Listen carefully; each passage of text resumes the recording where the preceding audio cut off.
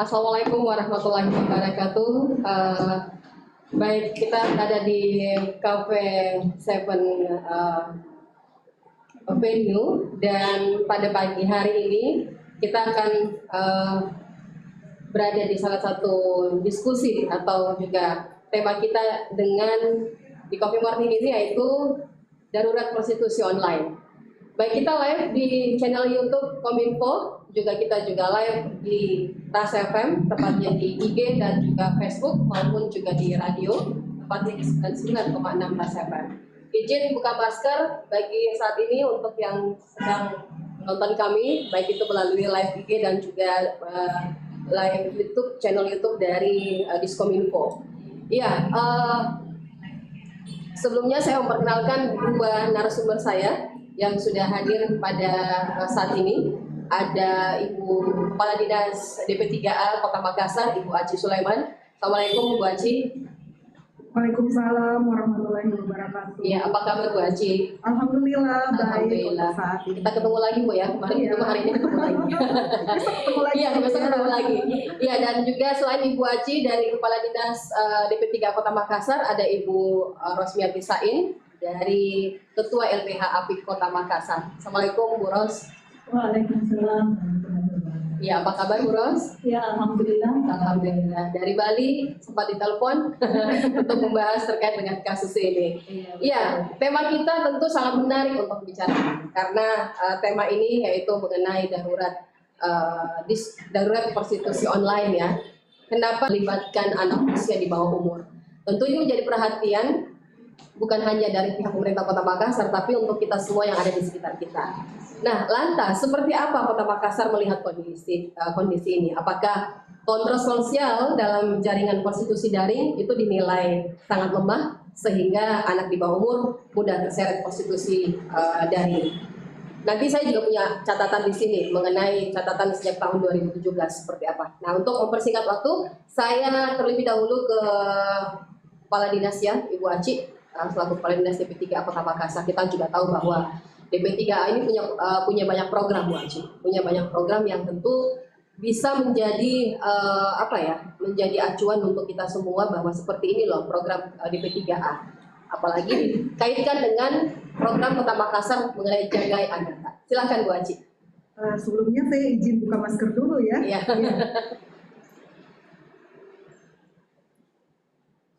Baik. Jadi berbicara tentang darurat prostitusi online seperti tema kita pada pagi hari ini, sebenarnya kalau kita lihat fakta dan realita yang ada yang terjadi di Kota Makassar, kami merilis di akhir tahun 2021 jumlah kasus yang ada dan persentase kasus yang ada. Kalau kita lihat, maka kasus untuk kekerasan pada anak di angka 63%. Ini lebih besar dengan jumlah kasus kepada perempuan. Jadi jumlah kasus pada perempuan persentasenya cuma 37%. Ini kalau kita lihat antara kasus kekerasan yang terjadi pada anak dengan dewasa, memang di kasus dewasa ini mengalami penurunan yang cukup tajam, tapi kasus kekerasan yang terjadi pada anak ini juga semakin meningkat. Ini perlu saya sampaikan karena ini menjadi alarm untuk kita bersama bahwa ini loh kasus terjadi di Kota Makassar. Ini loh alarm untuk kita selaku orang tua bahwa memang beberapa kasus kekerasan yang terjadi pada anak-anak kita, utamanya baik itu secara fisik maupun non fisik, apalagi kekerasan seksual, juga ikut berpotensi besar terjadi di Kota Makassar ini. Kalau 2 minggu lalu tadi Bu Rubin menyampaikan bahwa memang terjadi kasus, dugaannya memang ada, itu terjadi, dan memang fakta-fakta lainnya pun juga menyangkut kekerasan, utamanya kekerasan seksual ini terjadi di Kota Makassar. Dan ini lagi yang saya perlu sampaikan bahwa dengan adanya kasus seperti ini peringatan untuk kita selaku orang tua bahwa kasusnya ada di Makassar, bagaimana antisipasi dari kita, bagaimana melihat ke depannya anak kita, karena perlu kita sampaikan juga bahwa sepertiga dari jumlah penduduk yang ada di Kota Makassar adalah anak. Ya, yang mana dari sepertiga ini kalau kita lihat dari undang-undang berdasarkan Undang-Undang 35 bahwa batasan untuk usia anak sendiri adalah 18 tahun termasuk anak yang dalam kandungan. Jadi ini antisipasi untuk kita, dan masa depan anak itu ada di tangan orang tua. Iya, memang ini persoalan yang apa ya? Kita boleh melihat bahwa persoalan ini krusial. Di sana bisa sangkut ekonomi, bisa juga disangkut dengan kondisi keluarga yang broken home. Banyak sebenarnya yang bisa dikaitkan. Dan tadi Bu Aci katakan bahwa ini karena masif, ya, dan juga hal yang patut kita perhatikan di sini bahwa separuh penduduk Kota Makassar itu adalah anak yang memang perlu dijagai. Sebelum berlanjut ke Bu Aci, saya ke Bu Ros terlebih dahulu. Kita juga tahu bahwa LBH APRI ini menjadi bagian yang tidak bisa terlupakan, bahwa di sana ada beberapa kasus yang memang seharusnya menjadi perhatian juga orang. Nah, seperti apa LBH APRI dalam mengawal kasus-kasus kekerasan terhadap perempuan dan anak? Silahkan Bu Ros. Terima kasih. Assalamualaikum warahmatullahi wabarakatuh. Waalaikumsalam. Selamat pagi untuk kita semua dan salam sehat. Saya izin juga buka masker ya. Ya, bicara soal prostitusi online ya yang lagi marak hingga saat ini, terutama di Kota Makassar. Saya kira itu kalau kita bicara darurat berarti tadi Bu Aci sudah menyampaikan bahwa itu adalah peringatan, alarm. Tentunya kita semua ini penting untuk bersiaga melakukan hal-hal sebagai upaya pencegahan ya, supaya ini tidak terjadi di sekitar kita, terutama terhadap anak-anak kita, karena anak-anak itu adalah masa depan bangsa. Kalau mereka rusak maka hancurlah masa depan kita, seperti itu. Nah, ketika kita bicara soal kekerasan pada anak ya, kekerasan pada anak itu kan sebenarnya dimanapun itu bisa terjadi, kapanpun itu bisa terjadi. Nah, di masa pandemi saja 3 tahun terakhir ini juga luar biasa, kasus anak sangat banyak. Kemudian prostitusi online ternyata marak juga di masa pandemi. Kemudian di perkawinan anak juga seperti itu. Artinya kita memang penting untuk berhati-hati, untuk bersiaga bagaimana caranya supaya kasus-kasus ini tidak dilakukan. Kami dari LBH APRI Sulawesi Selatan itu betul-betul selalu mengedepankan bagaimana sih memberikan perlindungan pada anak, karena hampir dari data-data yang ditangani oleh LBH APRI Sulawesi Selatan pasti di dalamnya ada kasus anak. Anak berhadapan hukum tentunya bukan hanya anak sebagai korban, tetapi juga anak sebagai pelaku dan saksi, itu seperti itu. Nah, bukan hanya prostitusi online, ternyata ada juga anak yang terlibat, sebagai istilahnya kurir narkoba seperti itu. Nah, ini juga yang lebih fatal. Nah, kalau bicara soal prostitusi online, semua nanti akan terkait di dalamnya, karena ini menggiurkan ya. Kalau kita bicara prostitusi, pasti akan banyak hal yang terseret-seret masuk ke dalamnya. Karena kita melihat kalau kita pandang-pandang bagaimana sih situasi anak di Sulawesi Selatan, khusus di Kota Makassar. Yeah. Nah, ternyata di masa pandemi ya, bahkan sampai saat ini itu memang yang namanya anak sebagai pemegang pengguna sosial media juga itu sangat tinggi.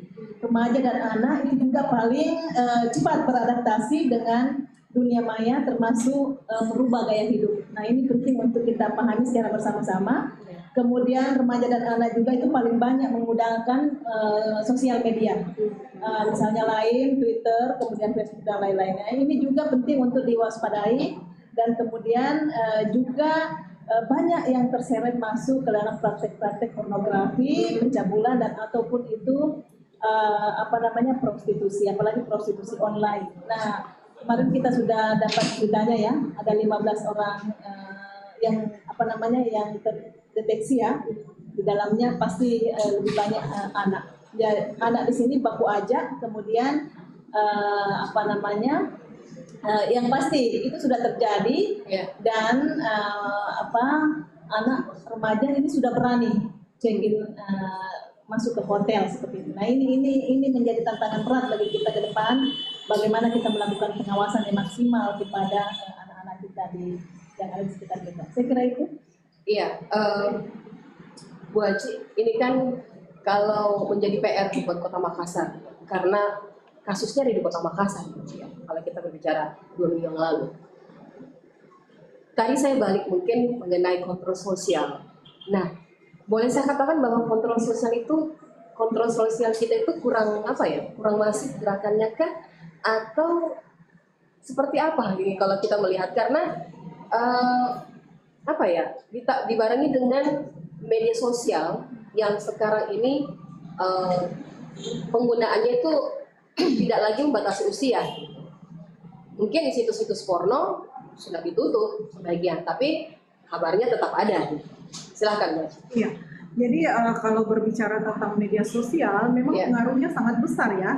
Karena kita berinstagram aja atau berfacebook atau media sosial lainnya, ketika itu tidak terkontrol, YouTube pemberian gadget kepada kepada anak kecil tanpa didampingi oleh orang dewasa, itu juga berpotensi, sebenarnya sangat berpotensi kepada kelangsungan hidup anak ya. Jadi ada beberapa kasus yang kami tangani di UPT DPPA, kami menamakan kasusnya anak 6 tahun vs 6 tahun. Ini ternyata setelah kami lakukan asesmen awal, ternyata memang penggunaan gadget, pembiaran penggunaan gadget oleh orang tua memang sehingga anak ini jadi kecanduan dan mengarah kepada anak kecil ini sudah melakukan boleh dikatakan sudah mencontoh orang dewasa untuk melakukan hubungan yang tidak semestinya, karena kita tahu sendiri bahwa kalau anak 6 tahun ini adalah masa-masa untuk bermain. Dan ternyata dari beberapa kasus pun juga kami ketahui bahwa memang ada pembiaran. Jadi ini juga yang perlu diedukasi kepada masyarakat bahwa ketika anak-anak menggunakan gadget, ada jam-jam tertentu yang memang boleh dan itu dibatasi dan itu harus didampingi oleh orang tua. Ini juga yang harus dipahamkan kepada orang tua, karena banyak memang untuk mendiamkan anak. Salah satu cara adalah memberikan gadget, memberikan YouTube, dan YouTube-nya ternyata bukan YouTube Kids juga, YouTube yang bisa diakses oleh segala usia. Dan ketika anak melakukan itu dan ketika anak menonton YouTube tanpa tiba-tiba ada iklan yang lewat yang tidak semestinya mereka tonton, itu juga yang membawa pengaruh yang luar biasa. Ini juga kalau kita lihat memang dengan adanya kemajuan teknologi kan budaya-budaya lain masuk yang tidak seimbang. Jadi memang perlu ya dilakukan tadi gerakan masif, edukasi kepada orang tua, kepada anak bahwa ini loh penggunaan gadget boleh, tapi untuk hal-hal yang penting dan perlu memang pendampingan dari orang tua. Karena dari memang beberapa kasus yang terjadi saat ini memang yang diperlukan adalah bagaimana orang tua memberikan pemahaman. Bayangkan kalau anak kecil tiba-tiba dikasih gadget, lalu dia menonton sesuatu yang tidak pantas dan mempertanyakan. Dan ini perlu diketahui bahwa rasa ingin tahu pada anak-anak ini lebih besar. Iya, ketika orang tua juga tidak memberikan pemahaman yang baik kepada anak, ini juga yang bisa salah arah. Jadi tidak melakukan pembiaran pada anak ketika menggunakan gadget, harus didampingi oleh orang tua. Memang perlu pendampingan dari orang tua, komunikasi, membangun komunikasi, terus pendampingan. Tertarik saya Bu Haji, karena penggunaan gadget itu kan sebenarnya begini, apa ya, di era teknologi dan COVID juga sebenarnya yang membuat kita belajar di sini.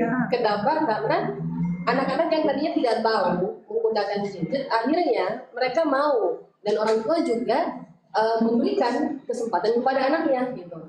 Memberikan kepada anaknya seperti tadi yang dikatakan Bu Haji, bahwa untuk mendiamkan diri, mendiamkan anak-anak itu hanya dengan sebuah handphone, tinggal dibuka channel YouTube, itu juga tidak bisa kita awasi dan kita tidak bisa menonton sama-sama mereka karena kita ada pekerjaan lain. Itu yang menjadi perhatian kita sebenarnya. Nah, Bros tadi apa yang dikatakan Bros bahwa pendampingan ini perlu. Ya. Kasus-kasus kekerasan ini kan bukan apalagi kasus dari prostitusi online, ini bukan yang pertama kali. Ini yang mungkin yang tercium. Kata orang luka lama dibuka lagi, atau luka yang belum kering kembali basah gitu. Kembali basah. Ya, ini menjadikan Kota Makassar sorotan lagi. Prostitusi online sebenarnya bukan hanya ada di Kota Makassar, hampir menjajaki di seluruh kabupaten kota dan provinsi. Tetapi kita menjadi sorotan 2 minggu terakhir ini. Apa sebenarnya menjadi kendala, Bu? Iya. Nah, sebenarnya kalau kita bicara kendala ya, kendala itu kan sebenarnya dari internal kita sebenarnya. Apakah kita mau ketika misalnya ada kasus seperti ini, apakah kita mau buka proses lebih lanjut atau seperti apa? Karena kadang kasus-kasus seperti ini kan kadang juga ditutupi, kadang-kadang dianggap sebagai aib keluarga yang tidak boleh lagi diungkap seperti itu. Nah, bagaimana dengan aparat penegak hukum yang menangani kasus ini? Apakah hanya mereka mengidentifikasi, melis, memetakan, mengumpulkan sekian puluh misalnya yang dirahsia, yaitu stop, selesai. Misalnya 2 diantaranya anak atau 5 diantaranya anak, apakah hanya sebatas itu? Nah, sekarang mungkin ya dari pihak polisian sudah melakukan razia misalnya dari waktu ke waktu misalnya, kemudian ini tentunya ini menjadi PR untuk kita semua. PR yang diserahkan kepada kita semua, terutama juga kepada pemerintah terkait, kemudian juga kepada orang tua. Karena apa? Ketika misalnya sudah ketahuan bahwa ternyata ada banyak kasus, karena kasus ini kan bukan hanya melalui chat dan sebagainya, tetapi juga melalui media sosial yang sering sekali digunakan oleh anak pada umumnya. Nah, sehingga memang kewaspadaan itu penting. Nah, pihak kepolisian sudah memberikan kita sinyal bahwa ini loh banyak yang dirahsia dan silahkan bergerak. Apa yang kita akan lakukan? Apakah kita mau biarkan ini berlarut-larut, ini berlanjut terus atau seperti apa? Nah, kalau misalnya ini kita tidak langsung lakukan upaya pencegahan, ini besok akan ada lagi. Mungkin hari ini 2, mungkin besok bisa jadi menjadi 5 atau menjadi 7 seperti itu. Nah, karena kalau kita lihat anak yang terlibat prostitusi online ini, itu biasanya mereka banyak di dalam karena mereka saling mengajar, saling mengajar, dan ini tidak ketahuan oleh orang tua.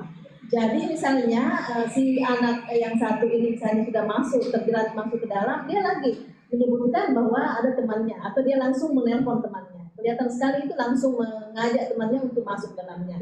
Nah, kalau kita bicara itu kan sebenarnya apa sih faktor penyebab terjadinya ini semua?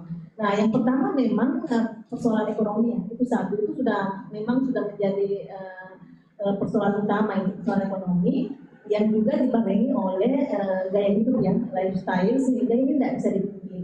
Nah, ini sebenarnya yang penting orang tua pahami. Ya, ketika misalnya anak, karena ini kan juga faktor lingkungan, jadi peran maksimal dari orang tua ini penting karena lingkungan juga di sini mendukung. Nah, sehingga ketika anak bergaul, ini bergaul dengan siapa? Kita tidak pernah melarang anak bergaul kepada siapapun, karena ini adalah hak anak. Tetapi kontrol orang tua ini wajib sudah dilakukan kemanapun anaknya bergaul. Jangan kita memilih-milih, tetapi kita harus lihat karena ternyata bergaul lewat media sosial itu lebih besar pengaruhnya daripada secara langsung misalnya. Nah, makanya orang tua itu kalau misalnya mau mendiamkan anaknya jangan kasih gadget, merasa terganggu ya memberikan pendiam kayak begitu. Nah, sehingga saya juga pernah ditanya oleh seseorang, ketika misalnya orang tua misalnya melepaskan anaknya ke sekolah, apakah pantas membawa HP? Kalau misalnya membawa HP itu kan tidak masalah sebagai bentuk komunikasi antara orang tua dengan anak. Tetapi kontrol orang tua itu juga harus ada.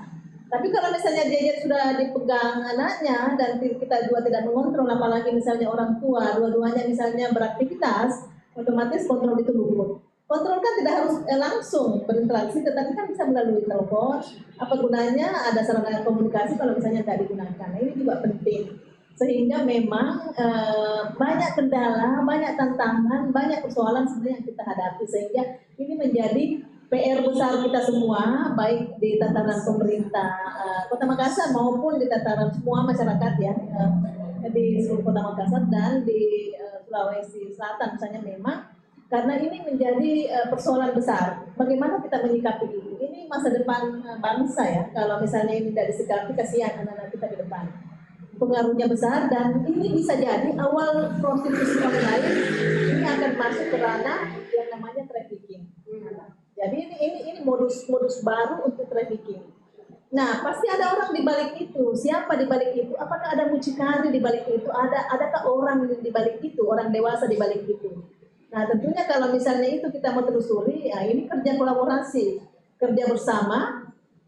Bagaimana betul-betul kita mau menyikapi itu? Saya kira bukan PR-nya orang tua saja sendiri-sendiri karena pasti berat, tetapi ini adalah kerja kolaborasi. Kita kerja sama.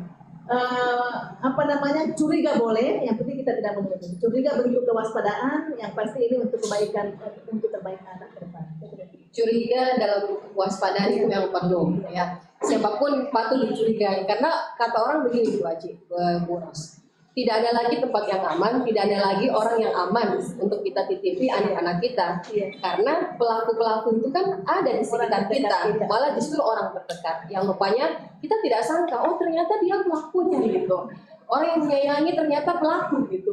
Bentuk kasih sayang yang diberikan itu ternyata berbeda gitu. Kalau kita dari kacamata melihat, oh dia mungkin memberikan kasih sayang, tapi tidak gitu. Tadi Bu Ros sempat singgung soal kasus mengenai misalnya jengkol soal trafficking. Nah, bisa jadi karena lagi tren Bu Aci ya, lagi tren ini kasus trafficking. Kenapa saya katakan tren? Karena saya lihat beberapa di grup-grup WhatsApp bahwa teman jual teman. Ini yang tidak terendus atau tidak tercium atau juga sudah ada tetapi diabaikan saja ya. Silakan Bu Aci. Iya, jadi kalau saya sependapat dengan apa yang disampaikan oleh Bu Ros tadi, bahwa memang ini kasus prostitusi ini bisa aja berdampak kepada trafficking. Karena kalau kita lihat anak yang dititipkan di tempat kami memang ada beberapa anak, ternyata memang seperti tadi yang disampaikan bahwa ini semacam multi level. Multi level kenapa? Karena temannya menjual teman. Ini juga yang perlu diwaspadai oleh orang tua. Pergaulan anak, dengan siapa dia berteman, dengan siapa dia pergi, ini juga harus diketahui oleh orang tua. Jadi kewaspadaan orang tua itu sudah harus ada. Seperti kata Kak Ros tadi, bahwa curiga itu boleh asal tidak menuduh. Ini juga yang harus dipahamkan kepada masyarakat. Ini poki dan kerki juga. Kenapa? Karena ini adalah anak, bukan ya anak kan termasuk juga anak tetangga kita adalah anak kita karena mereka adalah masa depan, pemilik masa depan. Dan saya mau bilang kayak begini. Belajar dari kasus prostitusi online ini sebenarnya adalah ketika orang tua melakukan pembiaran kepada anak. Anaknya tidak ada di rumah, pulang sekolah dibiarkan saja, tidak dicari. 2 hari kemudian pun tidak dicari, nanti hari ketiga baru si ibu mencari. Kalau kita lihat ya hasil asesmen kami, hari ketiga dicari, temannya yang ditelepon dia bilang, oh ada anak tak di salah satu hotel. Orang tuanya akhirnya melaporkan kepada polisi bahwa anakku hilang ini selama 3 hari. Setelah dicari ada informasi bahwa di hotel, ternyata memang ada di hotel. Jadi semacam ini juga semacam alarm memang untuk orang tua bahwa ketika anak sudah jam tertentu harusnya berada di rumah, sudah harus dicari, sudah harus ditelepon-telepon, sudah harus mencari tahu. Kalau perlu orang tua berteman dengan anak juga, dengan temannya anak, sehingga tahu bahwa anak saya ketika di luar, ketika dia pulang sekolah dia sama siapa, dia pergi kemana, itu juga sudah harus jadi orang tua yang bijak ya. Jadi tidak mengekang anak, tapi tidak juga membatasi, membiarkan anak. Jadi tetap ada aturan-aturan yang mengikat. Termasuk juga bagaimana anak ketika berada, mereka tidak berada di sekolah. Setelah pulang sekolah kan biasa, bu saya ada ekskul, itu pun juga sudah harus terkontrol oleh orang tua.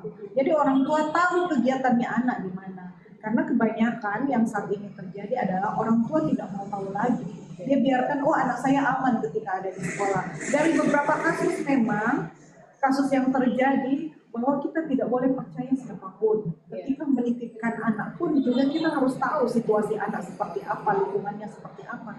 Karena memang kejadian-kejadian yang terjadi saat ini memang misalkan dititip di tetangga, ternyata tetangga yang melakukan kekerasan seksual pada anak ataupun kekerasan yang lainnya. Nanti terdeteksi sama orang tua ketika orang tua bertanya. Malahan dari beberapa kasus yang terjadi di salah satu kecamatan yang ada di Kota Makassar, orang tuanya tahu ketika anaknya mengeluh kesakitan. Ya. Jadi kita tidak bisa lagi percaya karena yang melakukan dugaan yang melakukan kekerasan itu adalah orang-orang terdekat. Apakah itu om, paman, kakek, ataupun tetangga kita tidak tahu. Jadi saya mau bilang bahwa orang tua itu sudah harus memiliki kepo and care, karena dengan kepo ya kita jadi ini juga sama tetangga pun juga kita harus ada kepedulian, ya, ada kepedulian. Ya. Kepo dan care ini memang apa ya, kan orang ini kepo mau padahal memang kepo itu ada positifnya gitu, ada positif juga kita ketika kita kepo karena apa ya, melihat kasus-kasus sekarang ini yang tadi memang Bu Aci katakan bahwa tidak lagi orang luar, tetapi orang di sekitar dalam lingkungan tinggal kita sendiri. Malah kalau kita lihat dari berbagai kasus bahwa justru malah orang tua ya, ada orang tua sendiri yang kita lihat kasusnya kan jadi membuat kita merinding, Bu Aci. Kalau kita dulu di zaman-zaman ya usia saya dulu waktu kecil Bu Aci, kita pulang telat sendiri dicari. Malah sudah disiapkan kayu macam sudah disiapkan di kita. Tapi anak-anak sekarang kalaupun dicari sudah dikasih bekal handphone untuk pulang, kadang-kadang mereka tidak pulang. Kadang-kadang malah informasinya sudah ada di sana, Nah, kita lihat bahwa darurat prostitusi online ini sebenarnya bukan lagi PR dari pemerintah kota sendiri, tetapi PR bersama. Dan kasus-kasus pun semakin hari semakin meningkat. Sejak COVID-19 ini juga kabarnya ada peningkatan ya Bu Aci? Ya, jadi kalau kita melihat fakta dan realita yang ada, memang terjadi peningkatan ya, yang seperti dari awal saya sampaikan bahwa kasus kekerasan pada anak ini meningkat tajam. Malahan kasus dewasa perempuan ini menurun. Ini kalau kita lihat sebaran-sebaran yang terjadi pun juga dari beberapa kasus yang terjadi memang tersebar di beberapa kecamatan. Dan kalau kita melihat lagi bahwa yang dulunya itu kekerasan seksual masuk di urutan kelima dari beberapa jenis kasus kekerasan yang terjadi pada anak, ternyata di akhir tahun 2021 dia sudah masuk di urutan ketiga setelah kasus kekerasan fisik dan non fisik. Kasus kekerasan seksual ini ada di urutan ketiga. Ini juga yang memang sudah harus diwaspadai dan memang seperti yang saya sampaikan tadi bahwa ini sudah menjadi alarm dan kepo MK itu sudah harus ditingkatkan. Di pemerintah kota sendiri sebenarnya kami ada program Jagai Anak. Bicara program Jagai Anak ini sebenarnya kami melihat dari segi pemenuhan hak anak. Pemenuhan hak anak termasuk bagaimana pemenuhan hak anak dari segi pendidikan, dari segi kesehatan. Jadi kami membagi beberapa klaster di dalam pemenuhan hak anak. Yang kedua adalah lebih melihat kepada upaya-upaya perlindungan yang diberikan jika terjadi kasus kekerasan pada anak.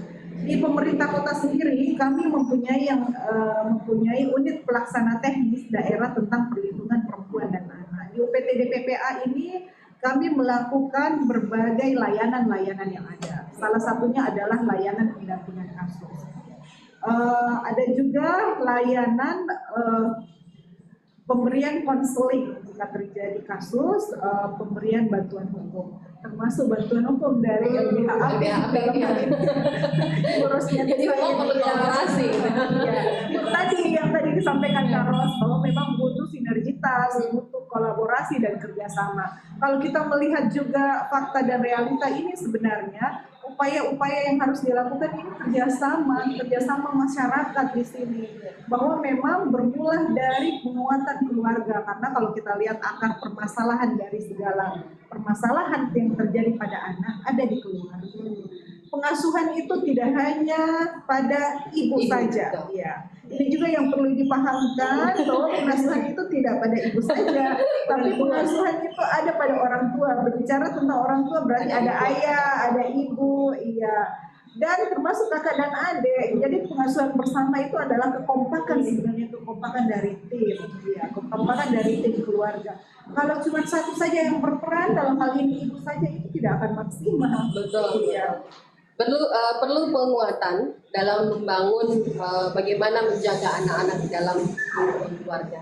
Kita akan berlanjut bagi Anda yang saat ini tengah menonton kami di channel YouTube Kominfo. Kita akan berlanjut karena diskusi kita menarik sekali, karena saya pun juga sebagai tertarik ke sini untuk mengetahui seperti apa program-program ke depan dari pemerintah Kota Makassar. Kita akan jeda, dan setelah jeda kita akan kembali di diskusi kita Coffee Morning, yaitu darurat prostitusi online.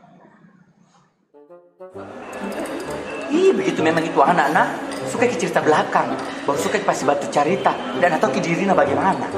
Ya, ayo Mide, bicara Miki Bapak. Belum buka kerja akhir bulan kok. Dede, belum pilih habis kopi Pak Gang. Oke, paling saya pengen bayar sayangnya. Dede, jangan mau ke itu, kasih tahu jina kau bawa uangmu. Saya Pak. Oh, Cak, memang itu temanku paling mengerti. By the way, tuh Cak, kapan ke jadi juri lagi? Jangan mau kau jilat Kak, bukan Kak aku sayang. Turun kelas lumayan. Berapa Mbak?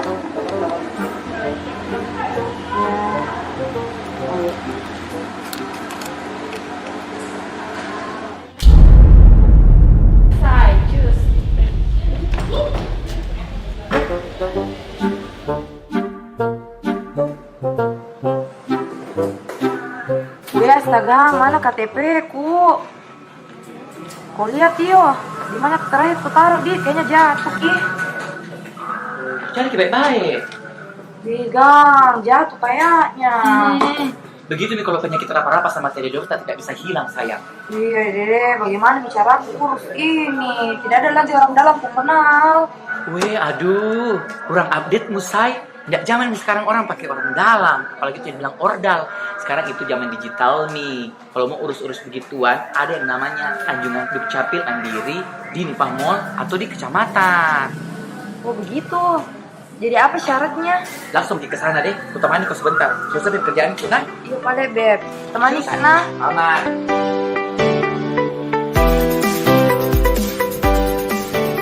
Dinas Kependudukan dan Pencatatan Sipil Kota Makassar sudah siap mengoperasikan Anjungan Dukcapil Mandiri atau ADM. Alat ini dapat mencetak berbagai jenis dokumen kependudukan secara mandiri, seperti IKTP, KK, akta kelahiran, bahkan KIA. Dan Anjungan Dukcapil Mandiri telah hadir juga di 15 kecamatan. Proses penggunaannya tetap melalui registrasi terlebih dahulu, layaknya membuka rekening di bank. Masyarakat harus memberikan nomor telepon dan email yang aktif kepada petugas Dukcapil pada titik-titik layanan tersebut. Petugas Dukcapil akan mengirimkan nomor registrasi melalui nomor telepon atau email warga dalam bentuk PIN atau barcode. Itulah yang harus dimasukkan ke dalam Anjungan Dukcapil Mandiri. Nah, gimana? Gampang itu, tidak ribet-ribet lagi. Iya bagusnya sekarang kok belanja Pemkot Makassar sih. Tidak pakai ribet gitu. Assalamualaikum warahmatullahi wabarakatuh. Salam sejahtera bagi kita semua. Salam. Anjungan Dukcapil Mandiri atau ADM merupakan inovasi yang luar biasa bagus. Dengan adanya inovasi ADM akan mampu menekan potensi pungli dalam proses pencetakan dokumen kependudukan. Mesin ini dapat memudahkan masyarakat secara signifikan, dan layanan ADM membuat pekerjaan birokrasi menjadi lebih efektif dan efisien. Khusus bagi warga Kota Makassar, mesin ADM sudah dapat digunakan di 15 kantor kecamatan dan Nipah Mall Kota Makassar. Terima kasih, peduli salamaki. Saya Muhammad Ramlan Pomanto, Wali Kota Makassar. Wassalamualaikum warahmatullahi wabarakatuh. Assalamualaikum warahmatullahi wabarakatuh. Salam sejahtera untuk kita semua warga Kota Makassar yang saya cintai. Alhamdulillah saat ini Kota Makassar telah hadir inovasi yang sangat luar biasa dengan hadirnya Anjungan Dukcapil Mandiri. Untuk itu tentunya akan memudahkan warga Kota Makassar untuk mendapatkan pelayanan administrasi kependudukan. Untuk itu, mari Ki pergunakan Gerai Dukcapil Mandiri yang telah tersedia di 15 kantor kecamatan dan juga Gerai Dukcapil di Nipa Mall. Demikian, wassalamualaikum warahmatullahi wabarakatuh. Peduli Ki, salam Ki. Untuk memberikan pelayanan dokumen kependudukan kepada masyarakat serta menjabarkan visi misi dari Bapak Wali Kota dan Wakil Wali Kota Makassar, maka Dinas Dukcapil Kota Makassar menghadirkan 16 unit mesin anjungan Dukcapil Mandiri serta memberikan kemudahan dengan menghadirkan Gerai Dukcapil di Nipa Mall. Silakan masyarakat untuk mengakses layanan kami sehingga lebih mudah untuk mendapatkan seluruh dokumen kependudukannya. Peduli Ki, salam Ki. Assalamualaikum warahmatullahi wabarakatuh dan salam sejahtera bagi kita sekalian. Anjungan Dukcapil Mandiri atau ADM merupakan inovasi yang luar biasa yang dikeluarkan oleh Dinas Kependudukan dan Catatan Sipil Kota Makassar. Kami berharap ADM tersebut berfungsi sebagai salah satu fasilitasi cetak dokumen kependudukan secara mandiri sebagai upaya untuk memudahkan masyarakat Kota Makassar dalam melengkapi dokumen kependudukannya. Mari kita semua, saudara-saudaraku, gunakan mesin ADM yang sudah tersedia di seluruh kecamatan dan salah satu mall di Kota Makassar. Terima kasih, peduli Ki, salam Ki. Assalamualaikum warahmatullahi wabarakatuh.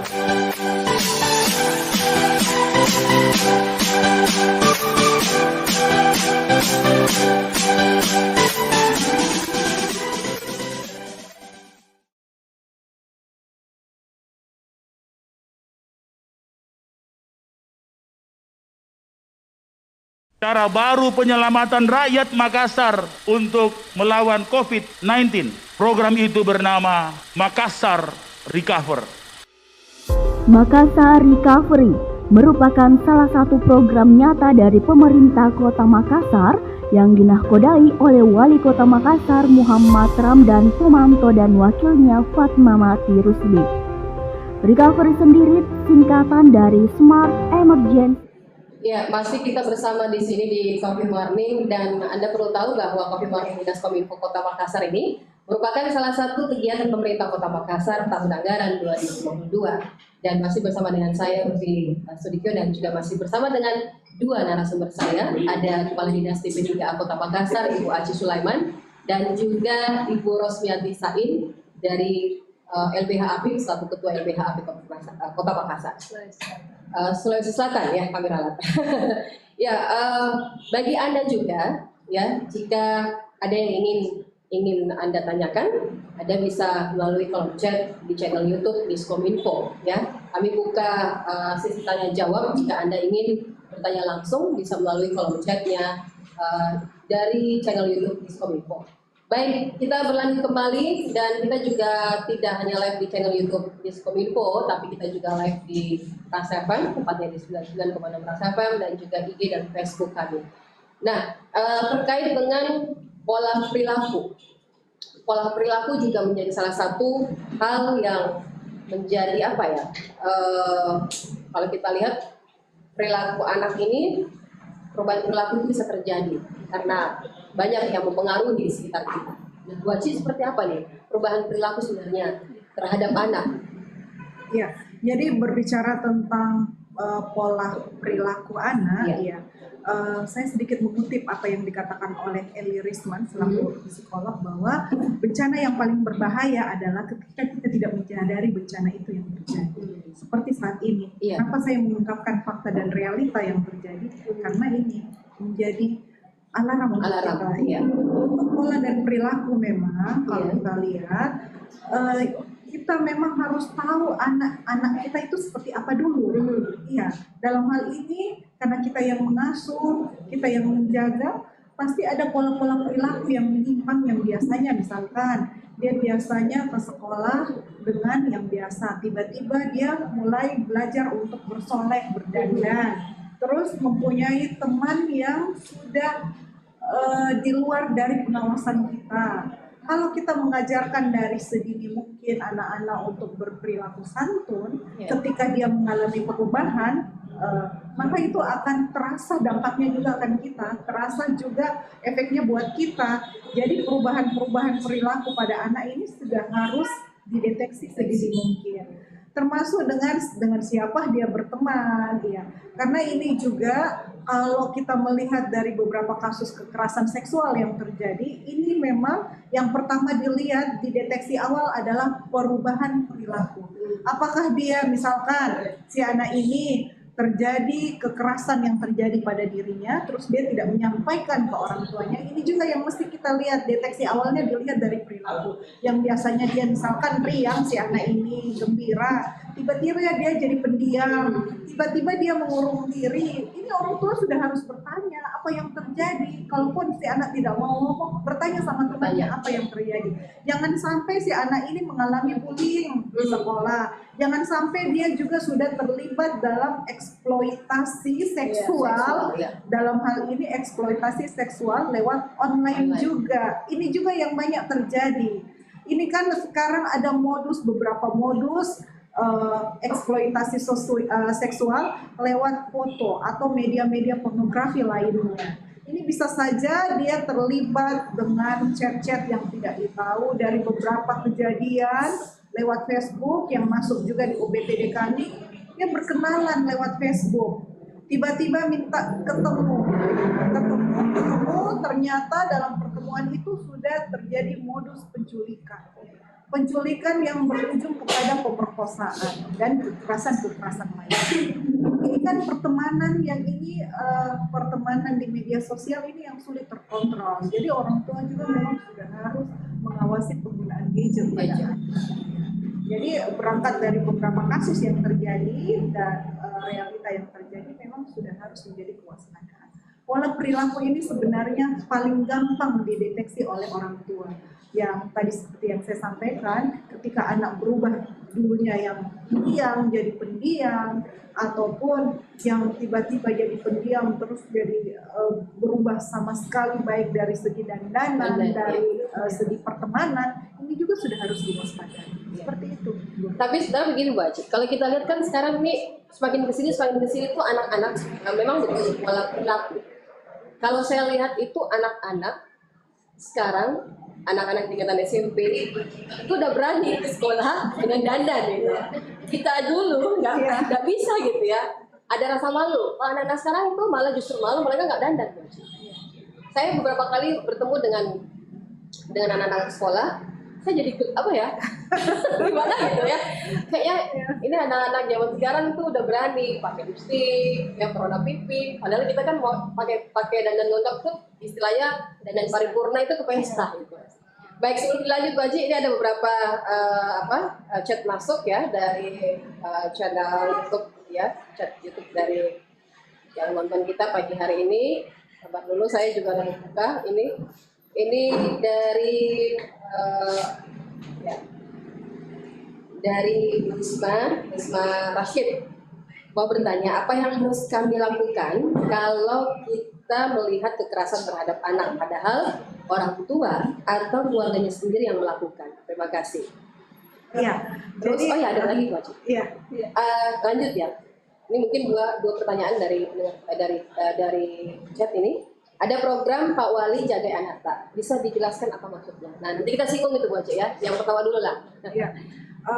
Jadi untuk pertanyaan pertama dari Rismawati, ketika kita melihat kasus kekerasan seksual, sebenarnya pemerintah kota sudah menyiapkan UPTD PPA Kota Makassar dengan berbagai layanan yang diberikan kepada warga Kota Makassar. Salah satu layanannya adalah layanan pengaduan, layanan pendampingan kasus, layanan konseling, layanan bantuan hukum, layanan rumah aman. Jadi ada beberapa layanan yang kami berikan kepada warga Kota Makassar, dan dalam hal ini pemerintah Kota Makassar menyiapkan kemudahan-kemudahan yang bisa warga Kota Makassar akses. Dalam hal ini ada call center 112, bisa menghubungi call center 112 dan minta terhubung dengan layanan UPTD PPA. Yang kedua, boleh lewat WA center kami 0811 4838 112 atau layanan online kami di media Instagram Kenapa kami bermedia Instagram? Karena kami melihat pengguna Instagram ini kan banyak, dan di dalam layanan Instagram kami ini sudah terhubung dengan Google Form yang bisa diisi layanan apa yang dibutuhkan. Di Instagram kami di UPTD PPA Kota Makassar. Ini juga bisa diakses, dan layanan-layanan yang kami berikan ini adalah layanan yang tidak berbayar atau layanan gratis yang disiapkan oleh pemerintah Kota Makassar untuk warga Kota Makassar. Jadi ini layanan adalah layanan yang dimudahkan, kami memberikan kemudahan baik itu secara online maupun offline. Untuk layanan offline-nya boleh langsung mendatangi kantor kami UPTD PPA Kota Makassar di Jalan Nikel 3 nomor 1, samping kantor Kelurahan Balapan. Dari akses yang dibutuhkan oleh pemerintah Kota Makassar ini cukup luas Bu Aci ya. Ada melalui call center dan bisa juga langsung datang ke kantor PPD PPA Bu Aci. Ya, ini penanya kedua tadi mengenai program Jagai Anak. Nanti kita bahas Bu Aci ya, karena kita berhenti ke situ ya. Baik, kita ke penanya berikutnya. Ini dari Bu Ayu, kalau melihat peristiwa kekerasan terhadap anak, kemana bisa melapor? Tadi sudah disampaikan ya. Ya, tadi ada call center bisa langsung datang ke kantor UPT PPA di Jalan Nikel 1 ya, Nikel 3 nomor 1. Ya, baik. Berlanjut masih ada lagi ini dari Pak Anja KB mau bertanya, kenapa semakin banyak kekerasan seksual terhadap anak? Apakah kurang pengawasan atau anaknya mentong yang nakal? Terus ada lagi nih dari Pak mau bertanya, kenapa anak selalu jadi korban kekerasan? Terima kasih. Iya, baik. Yang pertama dari Pak Anca, kenapa sih semakin banyak kekerasan seksual yang terjadi? Memang kalau kita lihat memang angka dari tahun ke tahun, persentase dari tahun ke tahun memang mengalami kenaikan. Boleh kami katakan bahwa ini jelas semacam keberhasilan dari pemerintah Kota Makassar mengedukasi, memberikan informasi lewat PPID ataupun lewat sarana-sarana lainnya yang menyampaikan kepada masyarakat bahwa jika terjadi kekerasan ada tempat untuk melakukan pengaduan, ada tempat untuk melakukan penanganan. Ini juga, jadi kalau kita lihat ini memang semacam fenomena gunung es yang dulunya tersembunyi ketika kami memberikan edukasi, memberikan semacam sosialisasi kepada masyarakat bahwa jika terjadi kekerasan, sudah ada wadah yang bisa kita sampaikan lewat bantuan juga paralegal, lewat juga bantuan dari komunitas pemerhati perempuan dan anak. Ini juga yang tersampaikan, pesan-pesan ini tersampaikan bahwa jika terjadi kasus kekerasan, ada tempat untuk melapor. Jika terjadi kasus kekerasan, ada tempat, ada bantuan yang bisa dilakukan penanganan. Di Makassar sini kami juga dibantu oleh pemerhati perempuan dan anak, termasuk di dalamnya beberapa LBH, termasuk LBH APIK dalam hal ini juga. Jadi di UPTD PPA ini kami mempunyai tim jejaring. Tim jejaring inilah yang kami bekerja sama dengan mereka, terdiri dari berbagai organisasi pemerhati perempuan dan anak yang memang membantu jika terjadi kasus kekerasan pada anak. Upaya-upaya pencegahan ini juga yang saya sampaikan. Apa sih itu program Jagai Anak? Jadi program Jagai Anak ini lebih kepada upaya untuk upaya pencegahannya seperti apa, misalkan lewat sosialisasi dan edukasi, termasuk sarana yang diberikan oleh PPID ini dalam waktu ini juga. Ini juga adalah sarana sebenarnya untuk mengedukasi masyarakat. Yang kedua, ada upaya penanganan jika terjadi kasus kekerasan lewat yang namanya UPTD PPA. Ini juga seperti tadi yang disampaikan oleh Ibu Ros bahwa memang butuh kerjasama, kolaborasi, dan koordinasi. Jika terjadi kasus, jangan sungkan untuk melapor. Karena saat ini ada juga yang menanyakan, Bu, kami takut melapor, jangan sampai kami jadi sasaran lagi ketika kami melaporkan kasus, jangan sampai tetangga kami bilang, ih gara-gara ini kami melapor. Tidak seperti itu, kami juga ada perlindungan yang diberikan bagi pelapor. Ini semua kami sampaikan bahwa kerjasama, jejaring kerja kami juga, ini juga perlu disampaikan kepada masyarakat bahwa memang semuanya tidak akan sempurna kalau bukan peran serta masyarakat. Jadi dalam hal ini program Jagai Anak lebih kepada sebenarnya gerakan masif dari warga Kota Makassar untuk sama-sama kita jagai anak. Sama-sama kepo. Sama-sama kepo, sama-sama care. Kepo dan care. Ya, betul. Sebelum saya lanjut dengan beberapa pertanyaan lain, Bu Aci, saya mungkin ke Bu Ros dulu terkait dengan perubahan perilaku yang dari sudut pandang LBH APIS itu. Iya. Sebenarnya tadi sudah disampaikan oleh Bu Aci, itu adalah salah satu bentuk perubahan perilaku yang selama ini kita lihat ketika misalnya karena ibu kan ibu orang tua ini kan paling dekat sekali sama anaknya, jadi pasti mereka lah yang bisa mendeteksi apa sih yang terjadi pada anaknya. Nah, tadi Bu Ruby juga tadi sudah menyampaikan bahwa ketika anak ke sekolah tiba-tiba dia berdandan, nah itu salah satu barangkali. Nah kalau mungkin saya akan menyampaikan beberapa bentuk perilaku sehingga perubahan perilaku sehingga kita memang penting untuk langsung mendeteksi ini apa sih yang terjadi. Nah misalnya terlihat tidak semangat dan mudah marah. Nah ini menjadi misalnya kebiasaannya selama ini misalnya dia periang, kemudian mudah bergaul dan anaknya biasa-biasa saja. Kok tiba-tiba terlihat tidak semangat lagi dan mudah marah. Ini menjadi tanda-tanda ada perubahan yang terjadi pada anak itu. Kemudian dia juga cenderung meledak-ledak. Ketika dia diajak bicara, dia duluan menjawab. Ketika ini dia marah duluan lah.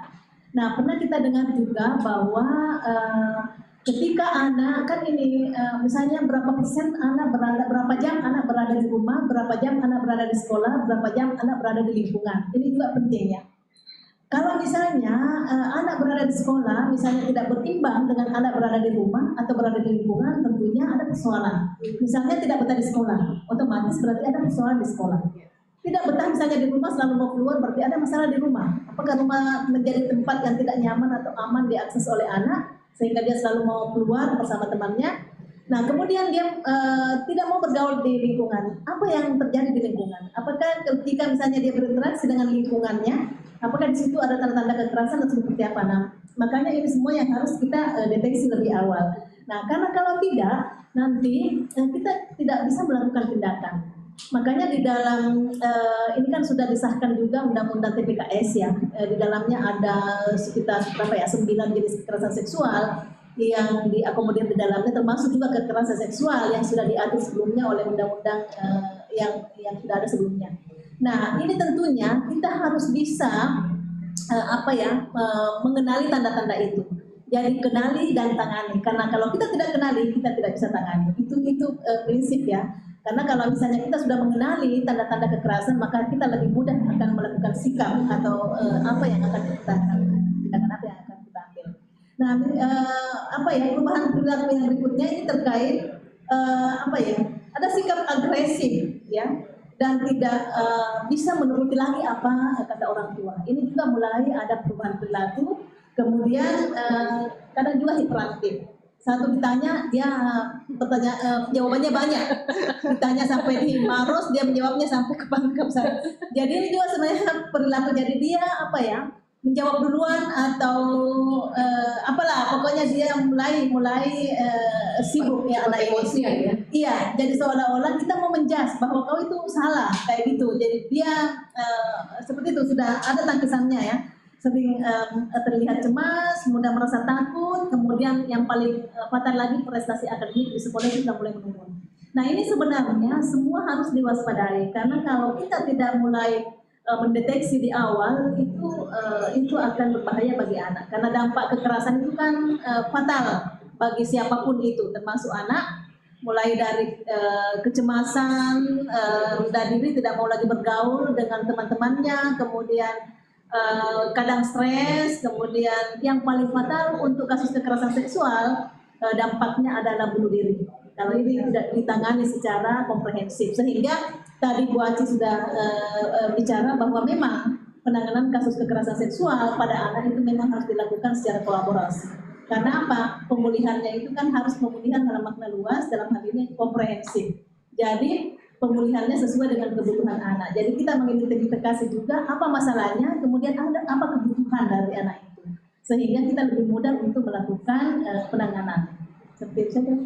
Ya baik, dan berikut masih dari kalau chat channel YouTube ini dari Del5M Rizky ya. Menurut Ibu, apakah program Pak Wali Kota Jagai Anak Tak bisa menjadi jawaban yang tepat atas permasalahan prostitusi online? Itu dari Pak Rizky. Terus berikutnya lagi dari Bu Marni, mohon penjelasan Ibu Aci, program Jagai Anak Tak ya seperti apa implementasinya oleh pemerintah kota? Ya, baik. Jadi ketika kita berbicara tentang program Jagai Anak, lebih kepada melihat upaya-upaya pencegahan. Jadi program Jagai Anak itu ada pemenuhan hak anak dan perlindungan anak. Di dalam pemenuhan hak anak ini adalah upaya-upaya dalam rangka untuk pemenuhan hak anak. Berbicara tentang hak anak, maka hak anak untuk bersekolah, hak anak dari segi pendidikan, hak anak dari segi kesehatan, hak anak dalam hal partisipasi anak pun juga, kami juga sudah melakukan wadah kepada forum anak. Ada yang namanya AG2P, pelopor dan pelapor. Iya, AG2P, pelopor dan pelapor. Ini di dalam pemenuhan hak anak. Jadi pemenuhan hak anak itu lebih kepada melihat hak-hak anak yang harus terpenuhi. Tidak hanya Dinas Pemberdayaan Perempuan dalam hal ini yang melaksanakan pemenuhan hak anak, tapi ini juga upaya kolaborasi dan sinergitas dengan SKPD lainnya. Misalkan dari segi kesehatan, malahan ada program Bapak Wali Kota untuk 1000 hari pertama kelahiran bayi itu sudah harus dideteksi. Termasuk juga bagaimana angka penurunan stunting. Jadi berbicara tentang Jagai Anak kan memang lebih luas kepada, tapi untuk menggampangkannya saja kita melihat pemenuhan hak anaknya seperti apa dan perlindungan anaknya seperti apa. Kalau kita lihat dari segi pendidikan lagi, saat ini inisiasi dari pemerintah Kota Makassar dengan inovasi 18 revolusi pendidikan memang lebih melihat kepada upaya-upaya untuk meningkatkan kreativitas anak karena di dalam 18 revolusi pendidikan salah satunya adalah satu bakat satu anak. Jadi lebih melihat kepada bakat dan kreativitas anak. Kalau kita lihat lagi juga dari segi kesehatannya anak juga, pemerintah saat ini menyiapkan yang namanya puskesmas ramah anak. Bagaimana kebutuhan anak dari segi penanganan kesehatannya juga itu sudah dilakukan oleh Dinas Kesehatan. Berbicara lain lagi tentang kreativitas anak tidak hanya sebenarnya di Dinas Pendidikan, Dinas Kebudayaan pun juga saat ini mendorong bagaimana upaya kreativitas yang dilakukan oleh anak. Saat ini pemerintah Kota Makassar dengan adanya program lorong wisata, salah satunya tidak hanya melihat dari segi wisata yang masuk, tapi bagaimana menghadirkan lorong ramah bagi anak. Dalam hal ini lorong ramah bagi anak, kita berharap bahwa tujuan akhirnya tidak ada lagi kekerasan yang terjadi pada anak. Seperti itu untuk pemenuhan hak anak. Kalau dari segi perlindungan, ini juga kami ada kerjasama dan bantuan termasuk menghadirkan shelter warga di warga masyarakat Kota Makassar. Jadi shelter warga ini adalah gerakan dari masyarakat untuk masyarakat dan oleh masyarakat untuk memutus rantai kekerasan dan upaya-upaya pencegahan kekerasan, termasuk keterlibatan paralegal di sini, ketua RW, ketua RT. Kalau tidak salah juga di dalam perdah yang diatur untuk kinerja RT RW sebenarnya sudah ada yang dinamakan responsibility sosial. Di dalam responsibility sosial ini adalah salah satunya adalah melihat kebutuhan warga, termasuk bagaimana tujuan akhir bahwa tidak ada lagi kekerasan yang terjadi pada perempuan. Itu makna warga ya. Iya, itu juga punya peran penting. Termasuk juga di dalamnya adalah forum anak sebagai agen pelopor dan pelapor. Jadi makna dari Jagai Anak Tak ini lebih besar lagi, lebih melihat kepada upaya pemenuhan hak anak dan perlindungan anaknya. Untuk perlindungan anaknya tadi, pemerintah juga menyiapkan sarana UPT-DPPA yang tadi saya jelaskan. Ada beberapa layanan yang akan dilayani untuk warga Kota Makassar dan bisa diakses tidak berbayar, dalam hal ini gratis ya untuk warga Kota Makassar, termasuk upaya-upaya pendampingan hukum dan konseling. Kami juga menghadirkan sebenarnya ada layanan Puspaga, Pusat Pembelajaran Keluarga. Jadi dari beberapa anak yang berhadapan dengan hukum yang ditangani oleh UPTD PPA dan dititipkan pada kami, memang kami tidak hanya mengintervensi untuk penanganan anak, tapi kami juga mengintervensi keluarganya lewat Puspaga ini. Pemberian konseling pada keluarga. Mungkin yang keliru selama ini sehingga anaknya bermasalah adalah salah satunya adalah pola asuh yang keliru kepada anak. Jadi memang dalam hal ini ketahanan keluarga, pola asuh, parenting orang tua kepada anak ini yang harus lebih maksimal lagi diupayakan.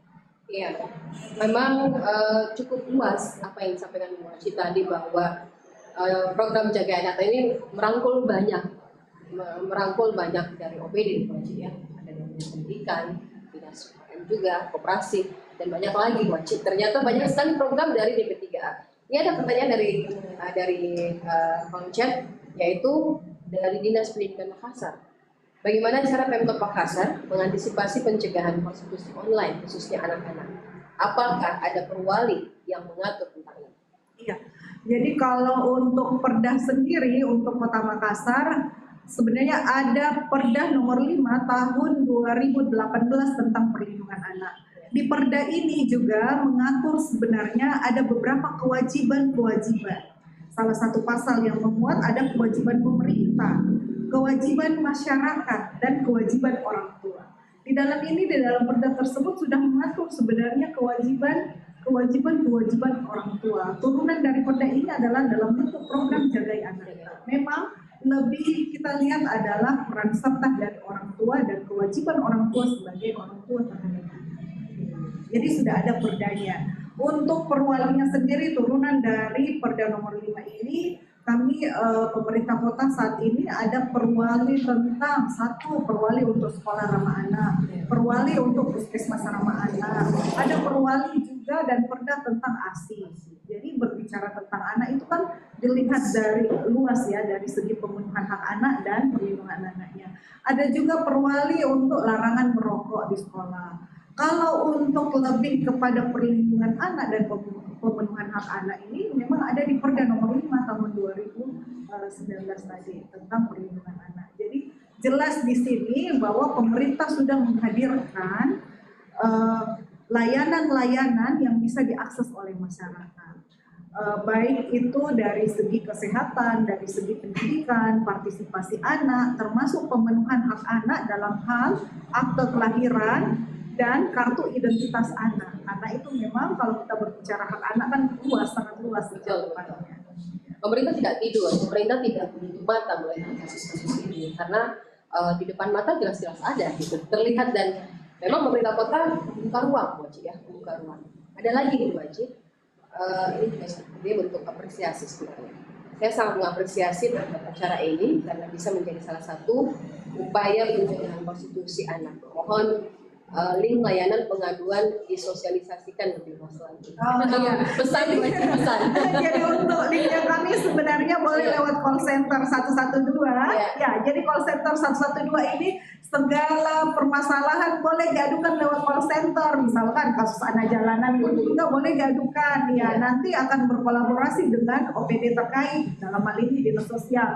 Ataupun kalau misalkan ada eksploitasi anak dalam hal eksploitasi ekonomi, kita bisa diadukan ke call center 112, nanti kita terhubung dengan layanan UPTD PPA atau tidak di WA center kami di 08114838112. Dan untuk memudahkan lagi sebenarnya lewat Instagram. Di situ sudah ada Google Form yang berisi layanan-layanan yang dibutuhkan, atau datang langsung di kantor kami di UPTD PPA Kota Makassar, Jalan Nikel 3 nomor 1. Ya, cukup ini apa yang disampaikan Bu Aci tadi cukup cukup lengkap saya pikir apa yang disampaikan Bu Aci tentang pelayanan-pelayanan yang diberikan oleh DP3A pada masyarakat khusus untuk anak. Karena kalau bicara soal anak ini luas dan bukan hanya satu, sebenarnya bukan hanya tugas dari DP3A sebenarnya, tugas kita semua Bu Aci ya. Jadi ini perlu juga disampaikan ya, berbicara tentang anak dan perempuan ini sebenarnya adalah isu yang sangat kompleks.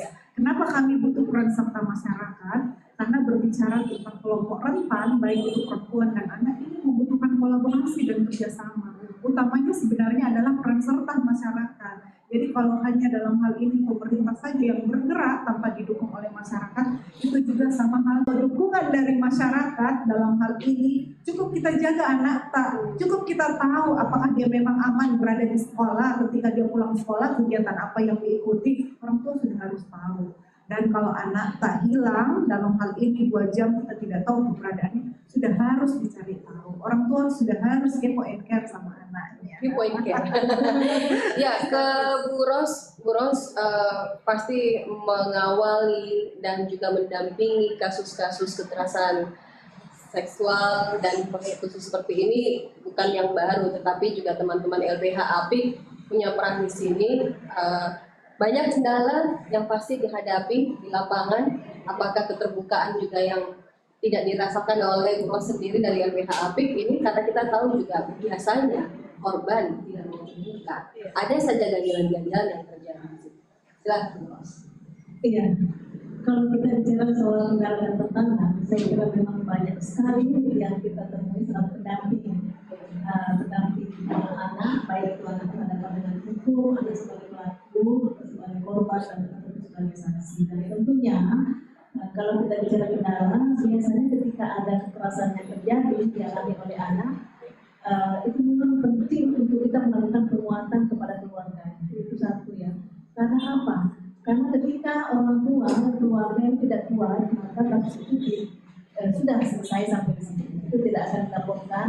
Karena kadang saya lihat ya, yang menjadi tantangan itu korban sendiri yang disuruh menghadirkan bukti, saksi dan sebagainya. Nah, sehingga ini pihak korban ya. Sehingga kadang pihak korban itu dalam hal ini orang tua atau keluarga itu mundur sendiri, capek sendiri dengan situasi itu.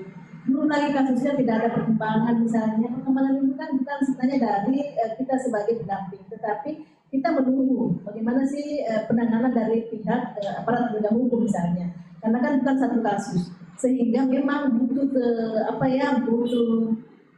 waktu, butuh energi untuk mendekati gitu. Jadi tidak bisa. Biasa kita juga ditelepon sampai tengah malam, sehingga kita juga tidak mematikan handphone karena memang siapa tahu ada yang penting. Nah, sehingga kalau misalnya ada yang meminta untuk segera dilayani, kan biasanya kita kirim form online saja ya. Kita sudah baca di situ apa masalahnya, apa maunya, dan di mana kejadiannya dan sebagainya, siapa yang menjadi pelaku dalam hal ini. Apalagi kalau misalnya kasusnya anak, ini memang penting penguatan kepada orang tuanya, karena kadang orang tua itu merasa malu ketika anaknya mengalami kekerasan apalagi seksual. Jadi kadang itu ditutupi karena dianggap aib keluarga, tabu, sehingga itu tidak lanjut. Jadi yang sedang di sini adalah pelakunya, yang pelaku karena kan ada persoalan. Apalagi kalau misalnya memang sudah ada dukungan dari pihak-pihak lain bahwa ini kan tidak terjadi, ini memang anaknya yang mau. Nah, ini tidak boleh sama sekali kita dengarkan informasi itu, karena anak itu tidak pernah mau mengalami kekerasan. Itu ya catatannya. Orang dewasa, perempuan dewasa pun tidak pernah ada kata mau mengalami yang namanya kekerasan. Nah, sekalipun misalnya menjalin hubungan, tetapi menjalin hubungan pun itu tidak bisa kita katakan bahwa ini dilakukan atas dasar misalnya suka sama suka, itu tidak bisa, karena yang namanya kekerasan itu tidak ada yang menginginkan. Nah, kemudian tantangan juga ketika misalnya yang menerima pengaduan itu tidak ramah. Bukan, itu satu, tidak ramah. Kemudian yang kedua, perspektif itu tidak ada atau minim ya.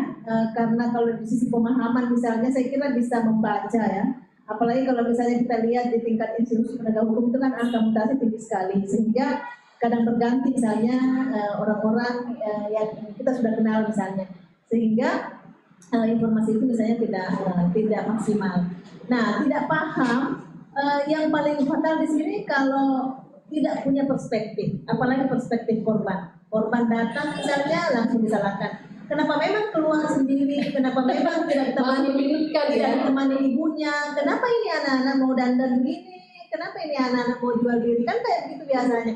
Nah, ini yang tidak boleh sebenarnya diperdengarkan ke pihak korban, karena korban itu sudah terpuruk, disolimi lagi, akhirnya dia mengalami kekerasan yang berlapis, sehingga memang penguatan kami dari pihak kami ya, penguatan terhadap korban dan keluarga korban itu memang penting supaya kasus ini betul-betul didorong terus untuk diproses lebih lanjut, karena kalau anak sebagai korban, saya kira tidak ada alasan orang dewasa melakukan kekerasan pada anak. Kalau anak misalnya berhadapan hukum, anak sebagai pelaku tanda petik ya, ini kan masih ada anak, ada undang-undang SPPA yang harus digunakan. Artinya anak ini masih ada istilah restoratif justice, bagaimana mengedepankan pemulihan, bagaimana memperbaiki anak ini yang bermasalah misalnya dengan hukum untuk ini. Tapi kalau misalnya anak sebagai korban ini korban kekerasan fisik, seksual dan sebagainya, ini tidak ada toleransi untuk pelaku. Zero toleransi untuk pelaku, apalagi kekerasan seksual. Makanya tantangan itu memang berat kita hadapi ke depan, sehingga kalau ada misalnya kasus-kasus begitu yang tidak lanjut, tidak diproses secara tuntas, maka kita memang jadikan itu sebagai tantangan dan harus kita desak terus supaya kasus itu segera dituntaskan, supaya pelaku juga ini ada terapi untuk dia. Ada terapi untuk pelaku, dia tidak mengulangi ke pihak ke tempat yang lain, ke anak yang lainnya. Karena kapan itu tidak ada proses yang berakhir dengan dengan ada penjeraan misalnya kepada pelaku, terapi untuk pelaku, maka pelaku akan seenaknya berinteraksi dengan orang lain, malah melakukan kekerasan lagi di tempat lain dengan orang yang berbeda misalnya, atau dengan anak yang berbeda. Sehingga dari kami itu memang menekankan sekali supaya perspektif atau mindset pihak yang menerima pengaduan dan menangani itu betul-betul harus punya keberpihakan atau ke perspektif korban ya, atau perspektif anak, supaya betul-betul ini bisa berjalan maksimal. Apakah perlu diberi penyadaran juga kepada orang-orang yang melapor? Dari kami pun itu yang selalu ditekankan adalah kerahasiaan korban itu harus selalu dijaga, itu ya. Jadi tidak ada lagi alasan aib, alasan tabu, karena kerahasiaan itu kita jaga. Nah kemudian kita juga mendorong supaya yang menerima pengaduan di luar sana itu punya perspektif yang betul-betul maksimal terhadap anak sebagai korban, yang anak terhadap mindsetnya adalah keberpihakan terhadap korban, tidak menyalahkan korban, tidak melukai kembali korban. Nah itu yang susah sebenarnya. Ini yang sulit, susah dan sulit. Perubahan mindset itu memang sulit. Tapi bisa dilakukan. Bisa dilakukan. Asal perlu pendampingan. Ya. Ya baik, kita akan kembali pada diskusi kita sesaat lagi karena kita akan break sejenak. Tetaplah bersama dengan kami di channel YouTube Diskominfo. Tentu saja masih di Cafe Warni.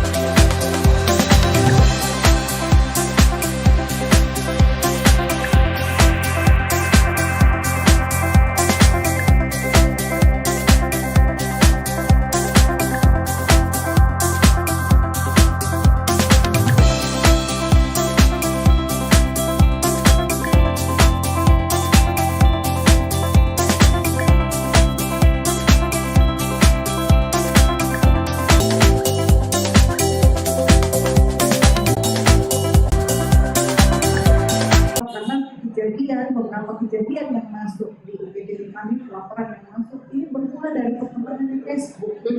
Iya, jadi korbannya ini rata-rata anak dari luar daerah dibawa ke Makassar yang dia tidak tahu seperti apa itu kota Makassar. Malahan ada beberapa anak yang ditemukan oleh warga dan dibawa oleh warga nyasar ceritanya, dia tidak tahu situasi. Diiming-imingi juga bahwa nanti kau akan ketemu saya dan lain-lain. Ini juga yang merupakan indikasi-indikasi awal pertemanan yang tidak sehat lewat media sosial.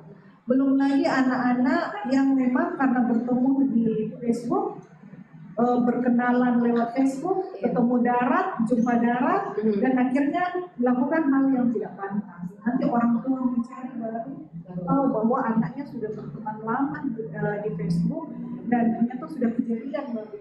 Ya, ini kasus-kasus yang sebenarnya kalau kita menurut ya, bahwa memang hampir semua kasus-kasus itu melalui media sosial. Iya.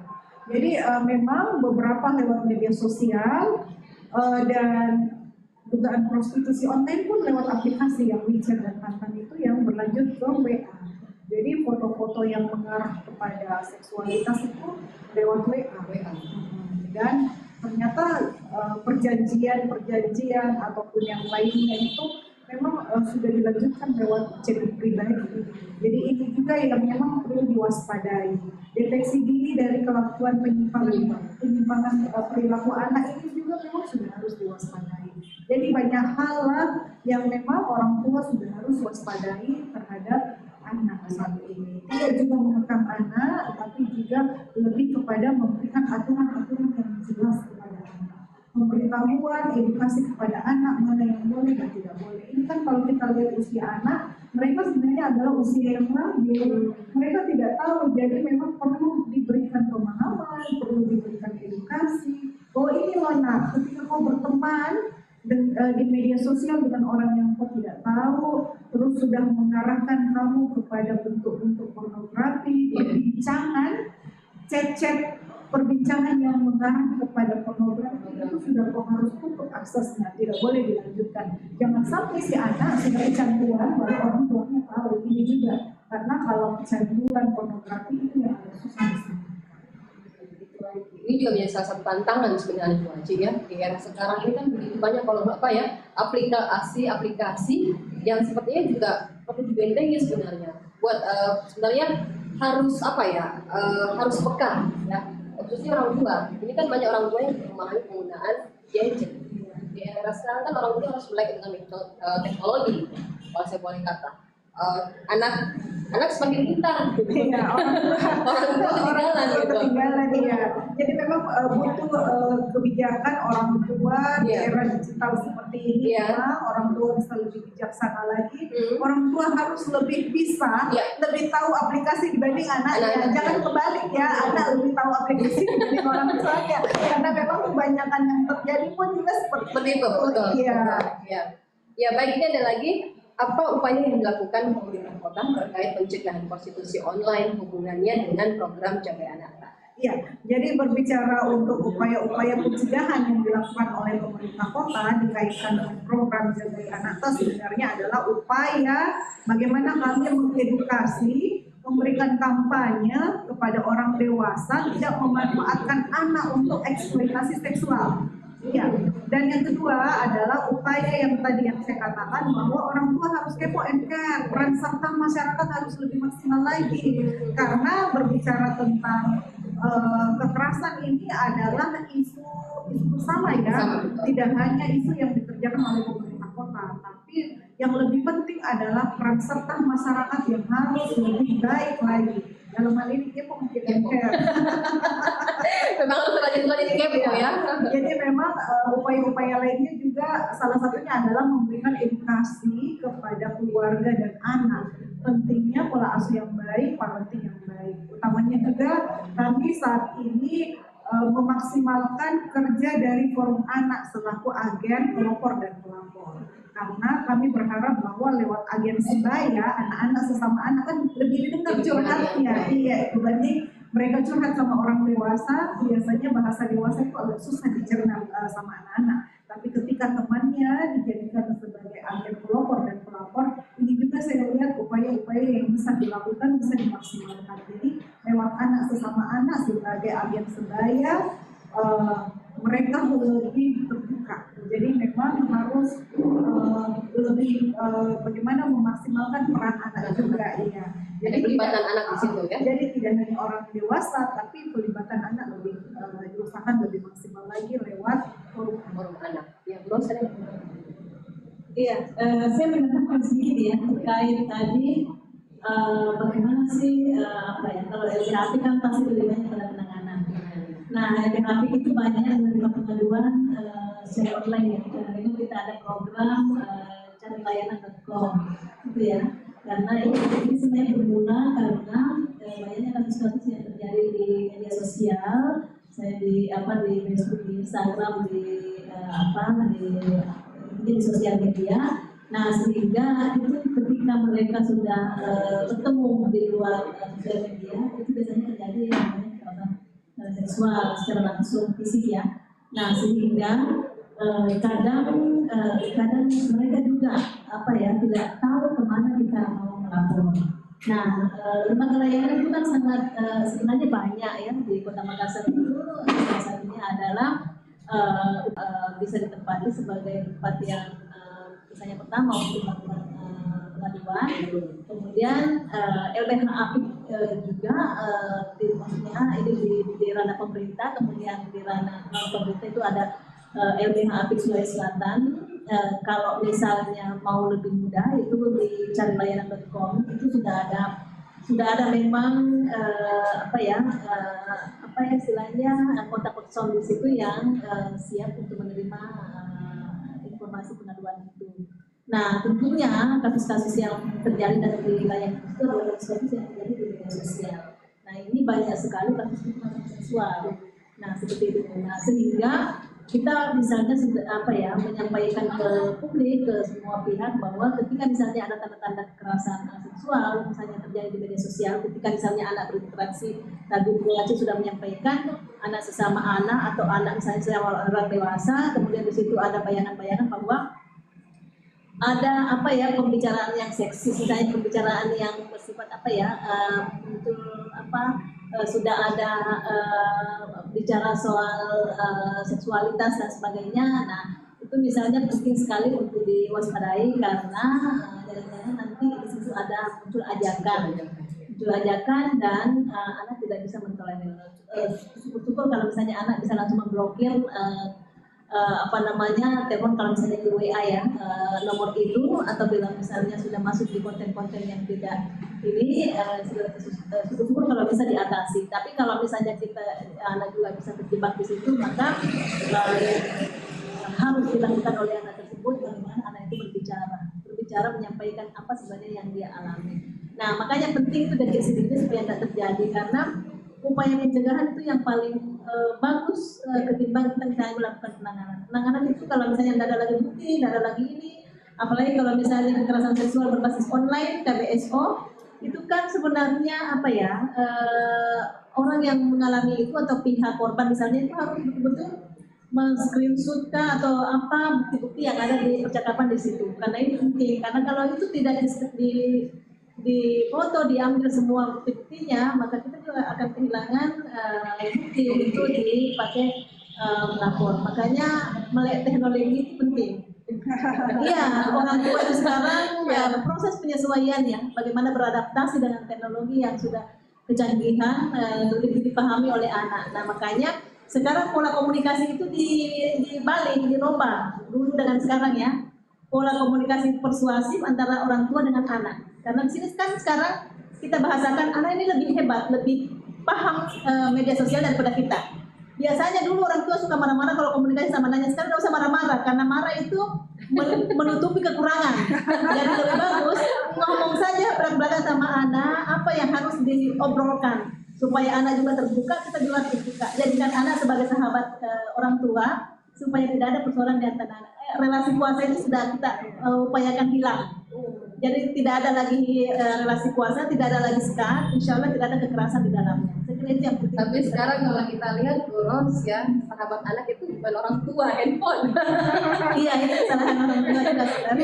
Masalahnya sekarang yang jadi lebih apa ya, anak-anak itu lebih membangun kedekatan dengan teman-teman Iya. melalui gadget dibanding membangun kedekatan dengan orang tua. Iya. Nah ini menjadi salah satu tantangan sebenarnya. Iya. Coba sekarang anak diajak ke pesta bersama dengan orang tua atau ke acara keluarga, ada nggak orang anak yang mau ikut dengan ibunya misalnya? Pasti ya saya ada kegiatan dengan teman-teman saya kan lebih enak ketemu dengan ibunya dengan temannya ketimbang dengan ibunya misalnya. Nah Lebih artinya nyaman ya, lebih nyaman. Artinya di sini lagi ada persoalan. Nah di sini komunikasi yang perlu dimaksimalkan antara anak dengan orang tua. Apa sebenarnya persoalannya? Kalau misalnya nyaman dengan teman itu tidak soal, tetapi tidak boleh lagi ada persoalan antara anak dengan orang tua. Jadi komunikasi antara anak dengan orang tua di sini betul-betul harus dimaksimalkan. Orang tua juga harus progresif berkomunikasi dengan anaknya supaya kontrol atau pengawasan di sini berjalan maksimal. Ya, kita kalau misalnya kembali dari Bu Cindy Kudugun mau bertanya, Bu, apa yang harus dilakukan jika kita melihat ada kekerasan pada anak tetapi orang tuanya sendiri yang melakukan kekerasan? Iya, jadi dari beberapa kasus memang kebanyakan yang melihat ini adalah tetangga yang orang tuanya sendiri yang melakukan kekerasan. Ini juga banyak terjadi ya. Salah satu yang paling mudah adalah laporkan kepada RW RT. Kalau memang agak sulit dikomunikasikan dengan RW RT, boleh lapor kepada kami di UPTD PPA Kota Makassar. Tadi saya sudah menyampaikan boleh lewat call center 112 atau tidak di WA center kami. Jadi boleh lewat kolom chat atau datang langsung ke kantor kami di UPTD PPA Kota Makassar, Jalan Niko 3 nomor 1. Jadi ada beberapa dan dalam hal ini memang itu lagi kembali lagi ke kepo healthcare ya, memang biasanya tetangga yang lebih prihatin pada anak-anak. Jadi memang dari setiap kegiatan kalau kami lakukan diskusi, kebanyakan memang masih banyak orang tua yang melakukan kekerasan pada anak. Dan di era digital sebenarnya ini saat ini yang dibutuhkan adalah menjadi orang tua yang bijak seperti yang disampaikan tadi oleh Ibu Ros, bahwa orang tua sudah harus bijak dengan era digital, sudah harus membangun komunikasi yang bagus, kedekatan emosional pada anak. Jangan anak lebih dekat dengan HP-nya dibanding dengan kedekatan emosional orang tua kepada anak. Yang kedua adalah sudah harus membangun kepercayaan pada anak. Karena saya pikir begini, kalau kita membangun kepercayaan sama anak, mereka juga pasti akan tahu aturan-aturan yang kita buat untuk anak. Jadi memang orang tua dalam hal ini juga sudah harus memberikan aturan-aturan yang jelas, mana yang boleh dan mana yang tidak boleh. Dan itu harus dipahami oleh anak. Jadi memang kedekatan emosional, hubungan komunikasi yang baik antara anak dengan orang tua turut berperan serta. Kepercayaan anak kepada orang tua, begitupun anak kepada orang tua itu tadi yang harus ditingkatkan. Jadi dalam hal ini memang menjadi orang tua itu belajar sebelum itu education untuk orang tua, karena apalagi di era digital saat ini memang dibutuhkan orang tua yang lebih memahami anak di era kekinian, orang tua yang sudah harus membuat aturan-aturan yang jelas pada anak. Jangan melakukan pembiaran yang selama ini dugaan prostitusi online ini kan karena memang orang tua melakukan pembiaran, anak ikut kegiatan ini, orang tua juga tidak care sama anaknya, sudah tidak peduli lagi sama anaknya, terserah yang penting dia ada di sekolah. Padahal ini Ros, dalam manajemen waktu ini kita mesti melihat bahwa ada waktu yang diatur di sekolah, 8 jam di sekolah, 8 jam di lingkungan, 8 jam di rumah, tapi lebih banyak kalau kita berhitung ini dalam waktu 24 jam, di sekolah itu cuma 8 jam. Itu pun juga pengasuhan tidak bisa diserahkan langsung semuanya kepada guru. Orang tua ikut berperan serta ketika anak juga berada di sekolah. Saya senang sekali dengan sekolah dalam hal ini wali kelas yang membangun komunikasi dengan orang tua murid. Jadi ketika anaknya dititipkan di sekolah, orang tua masih bisa mengontrol. Itu manajemen waktu, 16 jam itu 8 tambah 8 itu ada di rumah. Jadi tanggung jawab di rumah. Jadi kan memang istilahnya adalah madrasah pertama untuk anak ini adalah orang tua. Jadi orang tua juga memang sudah harus lebih dewasa untuk berpikir, sudah harus dewasa untuk membangun komunikasi dengan anak. Jadilah contoh yang baik untuk anak-anak, jadilah anak yang bangga terhadap orang tuanya. Oh begini loh saya dididik, karena yang ada dalam pemahaman kita, orang tua saya dulu mendidik saya dalam bentuk kebaikan, bukan dalam bentuk kekerasan. Ya memang apa ya, kalau kita lihat kekerasan itu terjadi juga di dalam rumah, di dalam keluarga sendiri, karena yang membangun kan dari kita sendiri, Maci. Madrasah ada membangun komunikasi juga penting. Ya, kita masih berada di Coffee Morning di Dinas Kominfo Kota Makassar yang merupakan salah satu kegiatan pemerintah Kota Makassar penganggaran 2020. Bu Aci, saya ingin tahu sejauh mana tantangan yang dihadapi oleh P3 dengan banyaknya kasus, dengan banyaknya kasus yang kita lihat sekarang ini. Apalagi kasus kekerasan itu tidak ada titik. Mungkin tiap hari akan masuk di call center lah, di mana lah, atau yang datang langsung. Ini tantangan ke depan pasti semakin, apalagi semakin luasnya kalau kita berbicara soal ini. Silakan Bu Aci. Ya, jadi tantangan ke depannya memang berbagai macam modus dan orang yang saat ini untuk melakukan prostitusi. Kedepannya memang ini dengan era digital seperti ini, dengan modus yang beragam, untuk kerjasama kolaborasi dengan berbagai pihak. Peran serta masyarakat sangat dibutuhkan. Dan peran orang, apakah anak-anak yang memukul atau kasus anak yang lainnya, selalu muaranya ada di keluarga. Jadi penguatan keluarga ini sudah harus lebih maksimal. Ya, kalau tadi kan dari LBH Apik sendiri merasa bahwa tantangannya besar juga ya, termasuk perspektif dari paham. Kan mungkin ada yang tidak memahami tadi shelter warga sebenarnya fungsinya seperti apa. Apakah pelibatan warga di situ langsung atau seperti apa? Ya, jadi shelter warga ini adalah gerakan masyarakat ya. Jadi gerakan masyarakat untuk masyarakatnya, ada juga programnya RT RW responsibility sosial, itu kan memang sudah harus merespon deteksi dini. Jadi jangan kayak marah ketika dalam hal ini orang tua tak RW, RT, Pak Lurah Tukurki, karena itu memang sudah diatur bahwa sudah harus ada responsibility sosial. Jadi kepo and care itu memang sudah harus dimaksimalkan lagi. Jadi kalau ada orang tua yang mengatakan, kenapa kamu pusing kan? Ke anak sih, ya. Itu keliru yang dilakukan oleh orang tua. Itu selalu menjadi bahasa ketika kita mulai kepo, gitu. Mulai kepo. Jauh usah peduli, kan punya anakku sendiri, atau kita melihat sendiri di jalan Bu Aci ya. Biar beda bukan jalan aku juga gitu. Tapi tidak ada dorongan dalam hati bahwa saya harus kepoin ya anak gitu. Tapi ini kan atas dasar kemanusiaan. Betul. Jadi semua ya kita membangun betul. Sebenarnya dasar-dasar kemanusiaan. Yeah. Karena yang kita lihat ini adalah anak. Anak ini adalah belum siap secara fisik dan mentalnya. Jadi untuk menyiapkan itu memang adalah butuh perhatian, butuh kasih sayang dari orang yang lebih dewasa. Tapi kasih sayang yang sesuai dengan aturan ya.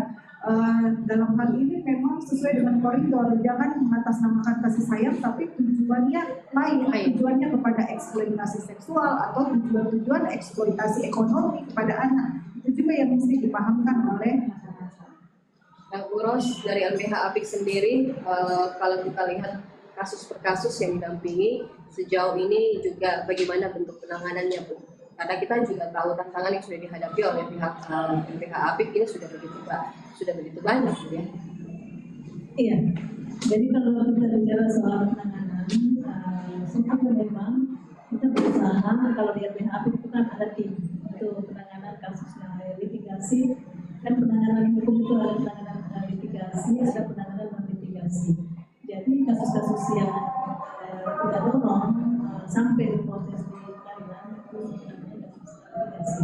Dan tentunya ini betul-betul harus dilakukan kerjasama yang maksimal, karena banyak hal yang harus diungkap nanti dalam proses hukum.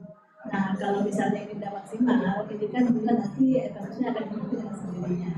Nah, sehingga ini juga sebenarnya penting ya, ada penguatan kapasitas untuk semua ya, termasuk juga di internal LBH Apik sendiri, bagaimana misalnya kita mendampingi kasus, bagaimana kita menangani, bagaimana kita mendampingi sampai proses peradilan. Dan setelah itu juga kita juga penting untuk melakukan penguatan kapasitas kepada aparat penegak hukum yang supaya kasus-kasus ini bisa ditangani dengan maksimal. Apalagi kalau kasus anak. Kasus anak itu kan kasus regulasi yang dipakai itu juga adalah regulasi yang sifatnya spesifik ya. Misalnya ada undang-undang spesifik yang harus dipakai kan untuk kasus anak. Karena kalau ada anak yang mengalami kekerasan dan itu sudah akan diperiksa di kepolisian, itu tidak boleh melakukan pemeriksaan tanpa ada pendampingan secara hukum maupun pendampingan psikososial. Itu harus didampingi karena anak kan masih di bawah umur. Sekalipun misalnya ada orang tuanya, tetapi pendamping hukum juga itu harus ada di dekatnya sehingga itu menjadi menjadi catatan tersendiri dan memang penting kita pahami itu supaya kalau makanya juga penting untuk melakukan koordinasi komunikasi yang maksimal terhadap aparat penegak hukum yang ada ini. Karena setiap kali pendampingan itu tidak boleh mereka periksa kalau tidak ada pendampingnya seperti itu. Nah, jadi kalau misalnya kita lihat kasus-kasus yang terjadi selama ini kan kalau di LPHA itu banyak ratusan ya kasus yang diterima tahun 2000 hingga April 2022 itu kurang lebih 400 lebih kasus yang masuk di LPHA. Nah, di dalamnya ini juga ada kasus-kasus penghadapan hukum. Paling banyak itu ada penghadapan hukum sebagai pelaku juga wajib kasus-kasus itu kelahiran kelompok musuh kasus yang itu saja ya anak-anak ini kan tidak boleh diperiksa juga sama polisi kalau tidak ada pendamping hukumnya sehingga kadang karena kita juga sudah ada MOU dengan Polres Tabes jadi ketika misalnya ada kasus-kasus yang diperiksa itu harus ada pendampingnya karena kalau tidak kasihan anaknya terlepas dari kasusnya berat atau ringan tapi itu memang harus ada pendamping. Nah untuk kasus-kasus kekerasan seksual misalnya anak sebagai korban juga ada pendamping yang dari pihak yang selalu siap untuk mendampingi. Kadang juga kami berkoordinasi dengan PT-PPA Kota Makassar untuk melakukan pendampingan, termasuk juga ketika misalnya ada kebutuhan untuk menggunakan shelter atau rumah aman untuk korban seperti itu. Dan yang pasti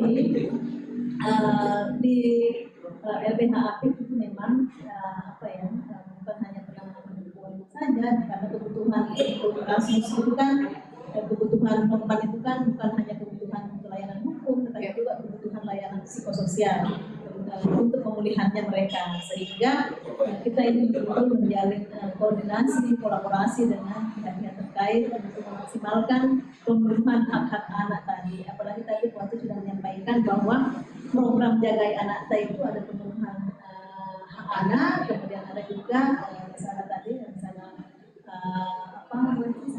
upaya perlindungannya, dan ini harus dilakukan secara berkolaborasi. Nah, yang saya hanya ingin tekankan bahwa peran serta masyarakat di sini sangat ditekankan ya, dituntut untuk ada supaya program Jagai Anak, program perlindungan pada anak, baik itu misalnya programnya Kota Makassar maupun program secara umum untuk memperbaiki situasi anak. Nah, ini harus dilakukan secara bersama-sama, berkolaborasi, tidak pernah melupakan peran serta masyarakat. Peran orang tua juga harus maksimal supaya kita semua bisa saling mewaspadai, saling mengontrol, saling menjaga anak-anak kita supaya anak-anak kita ke depan bisa menjadi generasi penerus yang berkualitas. Iya. Nah, kita masih akan berlanjut di pembicaraan kita karena kita akan break sejenak ya, dan nanti kita masuk di sesi terakhir.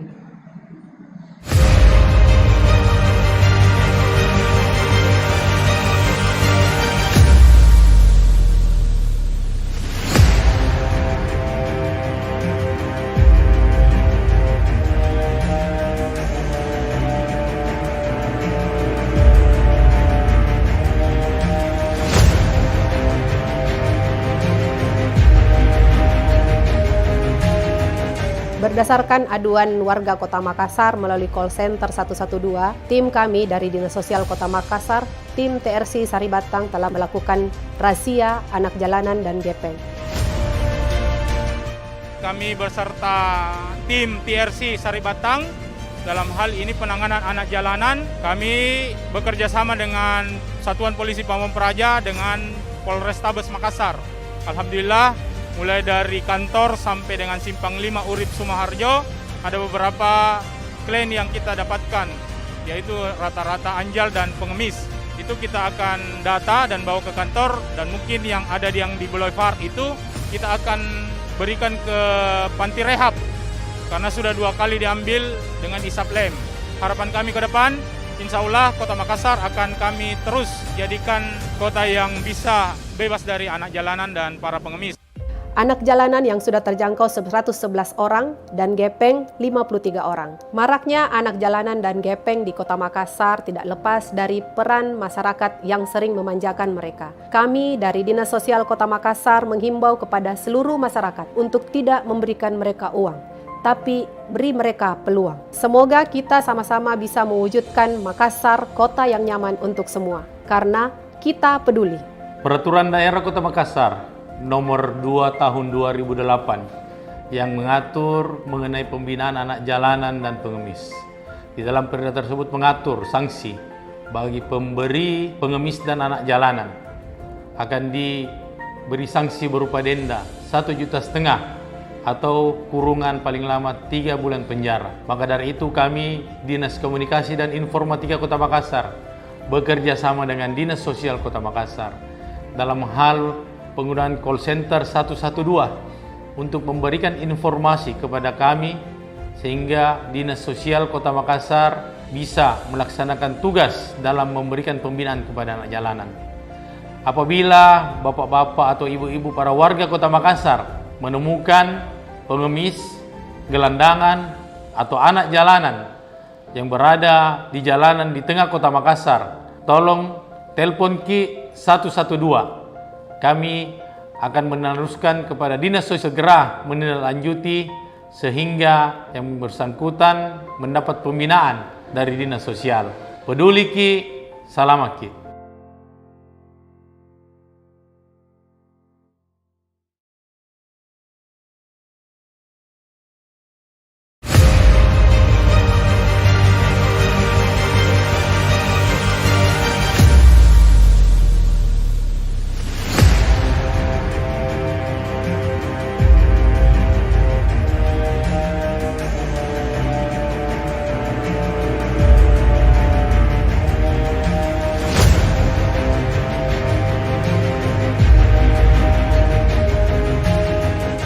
Berdasarkan aduan warga Kota Makassar melalui call center 112, tim kami dari Dinas Sosial Kota Makassar, tim TRC Saribatang telah melakukan razia anak jalanan dan gepeng. Kami beserta tim TRC Saribatang dalam hal ini penanganan anak jalanan. Kami bekerja sama dengan Satuan Polisi Pamong Praja dengan Polrestabes Makassar. Alhamdulillah, mulai dari kantor sampai dengan Simpang 5 Urip Sumoharjo, ada beberapa klien yang kita dapatkan, yaitu rata-rata anjal dan pengemis. Itu kita akan data dan bawa ke kantor, dan mungkin yang ada yang di Boulevard itu kita akan berikan ke panti rehab karena sudah 2 kali diambil dengan isap lem. Harapan kami ke depan, insya Allah Kota Makassar akan kami terus jadikan kota yang bisa bebas dari anak jalanan dan para pengemis. Anak jalanan yang sudah terjangkau 111 orang dan gepeng 53 orang. Maraknya anak jalanan dan gepeng di Kota Makassar tidak lepas dari peran masyarakat yang sering memanjakan mereka. Kami dari Dinas Sosial Kota Makassar menghimbau kepada seluruh masyarakat untuk tidak memberikan mereka uang, tapi beri mereka peluang. Semoga kita sama-sama bisa mewujudkan Makassar kota yang nyaman untuk semua, karena kita peduli. Peraturan Daerah Kota Makassar Nomor 2 Tahun 2008 yang mengatur mengenai pembinaan anak jalanan dan pengemis. Di dalam perda tersebut mengatur sanksi bagi pemberi, pengemis dan anak jalanan. Akan diberi sanksi berupa denda 1,5 juta atau kurungan paling lama 3 bulan penjara. Maka dari itu kami Dinas Komunikasi dan Informatika Kota Makassar bekerja sama dengan Dinas Sosial Kota Makassar dalam hal penggunaan call center 112 untuk memberikan informasi kepada kami sehingga Dinas Sosial Kota Makassar bisa melaksanakan tugas dalam memberikan pembinaan kepada anak jalanan. Apabila bapak-bapak atau ibu-ibu para warga Kota Makassar menemukan pengemis, gelandangan, atau anak jalanan yang berada di... Terima kasih untuk Anda yang masih terus bersama dengan kami di Coffee Morning Dinas Kominfo Kota Makassar, yang merupakan salah satu kegiatan pemerintah Kota Makassar dengan tahun anggaran 2022. Tidak terasa kita berada di sesi terakhir, Bu Aci dan juga Bu Ros. Ada sedikit catatan yang saya kutip di sini dari catatan tahunan Komnas Perempuan di tahun 2017 bahwa di Indonesia itu terdapat 3 perempuan terdapat 3 perempuan menjadi korban kekerasan seksual tiap 2 jam. Bayangkan tiap 2 jam. Di 5 tahun terakhir kekerasan seksual itu merupakan bentuk kekerasan tertinggi yang terjadi di ranah publik ataupun juga komunitas. Nah, dari dalam 3 tahun terakhir masih terang kekerasan seksual di wilayah publik ini, dan ini menempati urutan kedua, urutan kedua tertinggi dari kekerasan yang terjadi di ranah privat atau domestik. Tidak tertutup kemungkinan kita juga bisa menjadi korban itu, tapi tidak mungkin secara fisik, tapi psikis. Memang kasus online ini harus menjadi perhatian semua orang, harus menyadarkan semua orang, apalagi dengan teknologi yang semakin hari semakin canggih. Mungkin hari ini kita belajar main di sini, sudah pindah lagi. Nah, tentu pemerintah Kota Makassar dengan program Jagai Anak ini harus dengan gerakan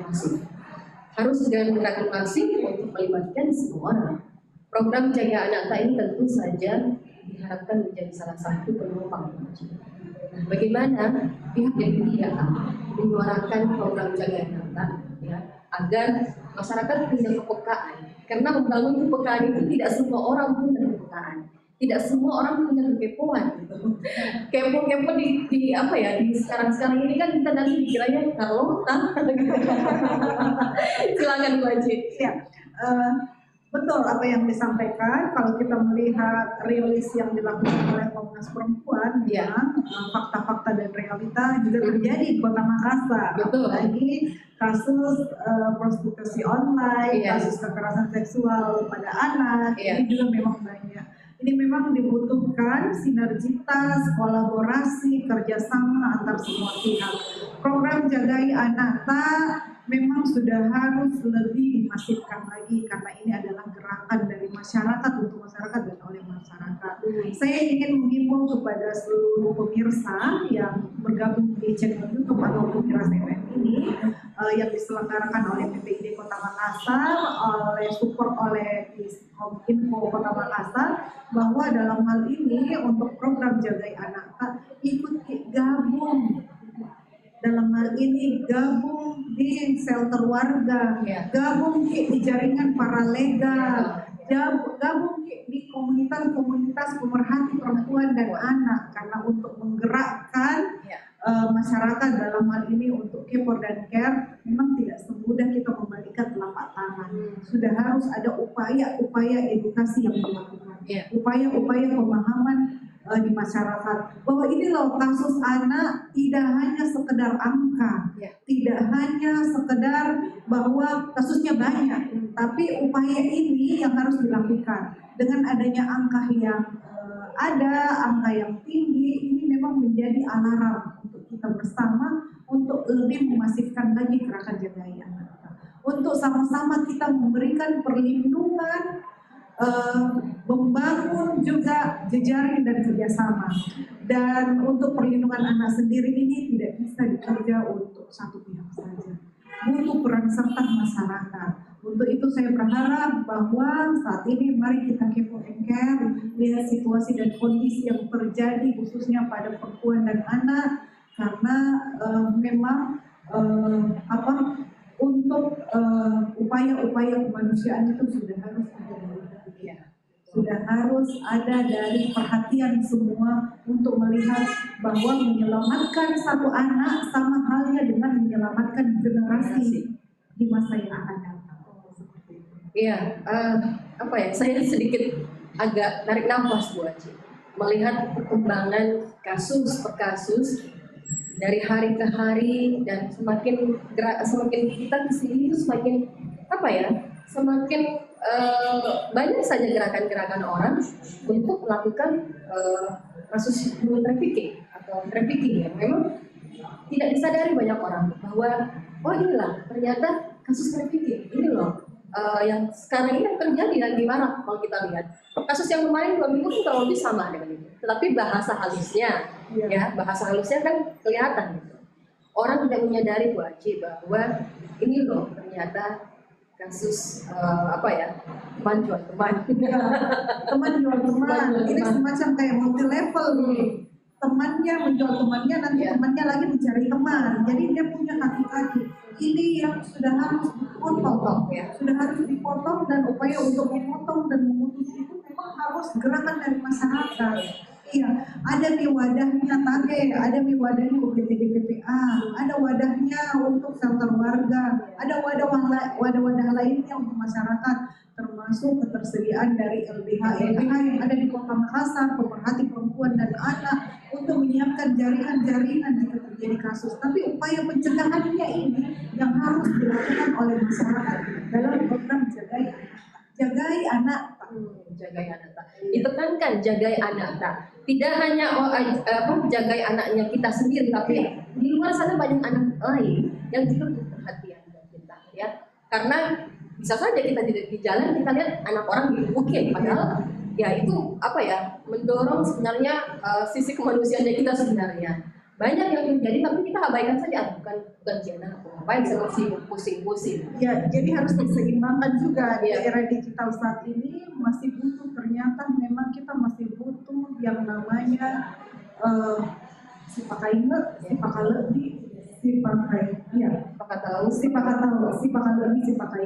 Jadi 3S ini masih perlu dibudayakan, bahwa dengan adanya bahasa kerennya ini kepo MR, padahal filosofinya ini bermula dari filosofi budaya. Kalau kita sepakat tahu, saling mengingatkan, saling menghargai, begitu pun juga orang tua pada anak-anak sama orang tua. Jangan budaya-budaya barat ini yang susah kita tangkap, karena di era digital saat ini memang budaya-budaya itu yang akan masuk.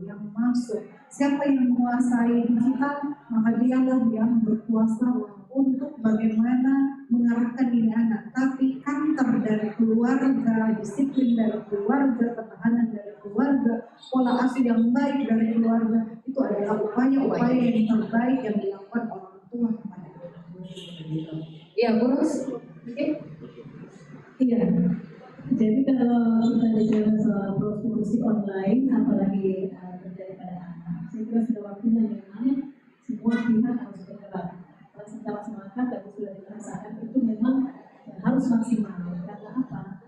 Karena memang kita butuh untuk bagaimana kita terlibat untuk melakukan upaya pencegahan, karena nanti kalau misalnya terjadi penanganannya sangat kita akan kesulitan.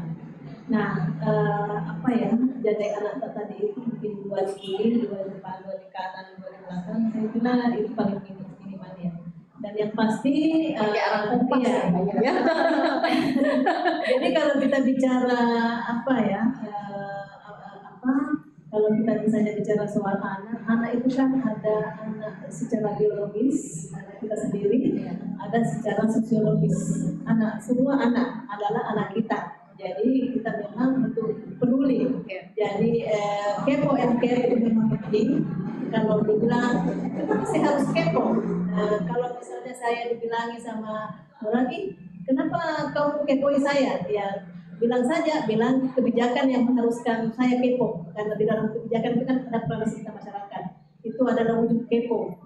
Nah, makanya kita memang semua harus peduli, harus berperan serta dalam menghentikan situasi-situasi yang betul membahayakan anak. Karena darurat kekerasan seksual itu adalah peringatan dini untuk kita semua, bagaimana kita bergerak masif untuk mendeteksi diri dan sekaligus melakukan upaya pencegahan. Saya kira ini menjadi tugas bersama, tidak ada satupun yang boleh ketinggalan, karena anak adalah harapan kita. Ya, media juga punya media. Ya, pasti. Ini punya peran di media. Berperan. Ya, media punya peran. Tambahkan? Iya. Jadi menyelamatkan satu anak sama dengan menyelamatkan satu. Ya, itu yang perlu ditanamkan, dan bahaya yang mengancam adalah bahaya yang kita tidak sadari. Iya. Dan ternyata untuk darurat prostitusi online ini sudah menjadi bahaya yang mengancam. Dan ini sudah harus kita sadari nih, ini bencana loh, ini alarmnya untuk kita, bagaimana kita menyelamatkan generasi masa depannya kita lewat pengasuhan yang baik pada keluarga, lewat ketahanan keluarga. Dan utamanya adalah lewat peran serta masyarakat dalam program jaga. Mendidik anak itu dari rumah, ya. Mendidik anak dari rumah. Jadi dari rumah. Jadi auranya dari rumah dibawa keluar. Mudah-mudahan apa yang disampaikan ini bermanfaat untuk banyak orang. Silakan. Iya, saya tambahkan sedikit ya berkaitan dengan ini kan sebenarnya sudah ya kita sudah berada di era globalisasi. Artinya kita semua sudah harus siap menghadapi era ini, tantangan di depan mata, sehingga kita juga harus siap. Tadi Bu Haji sudah menekankan bahwa kita punya budaya sipaka ingat, sipaka lebih, sipaka tahu, sipaka ingat, sipaka lebih.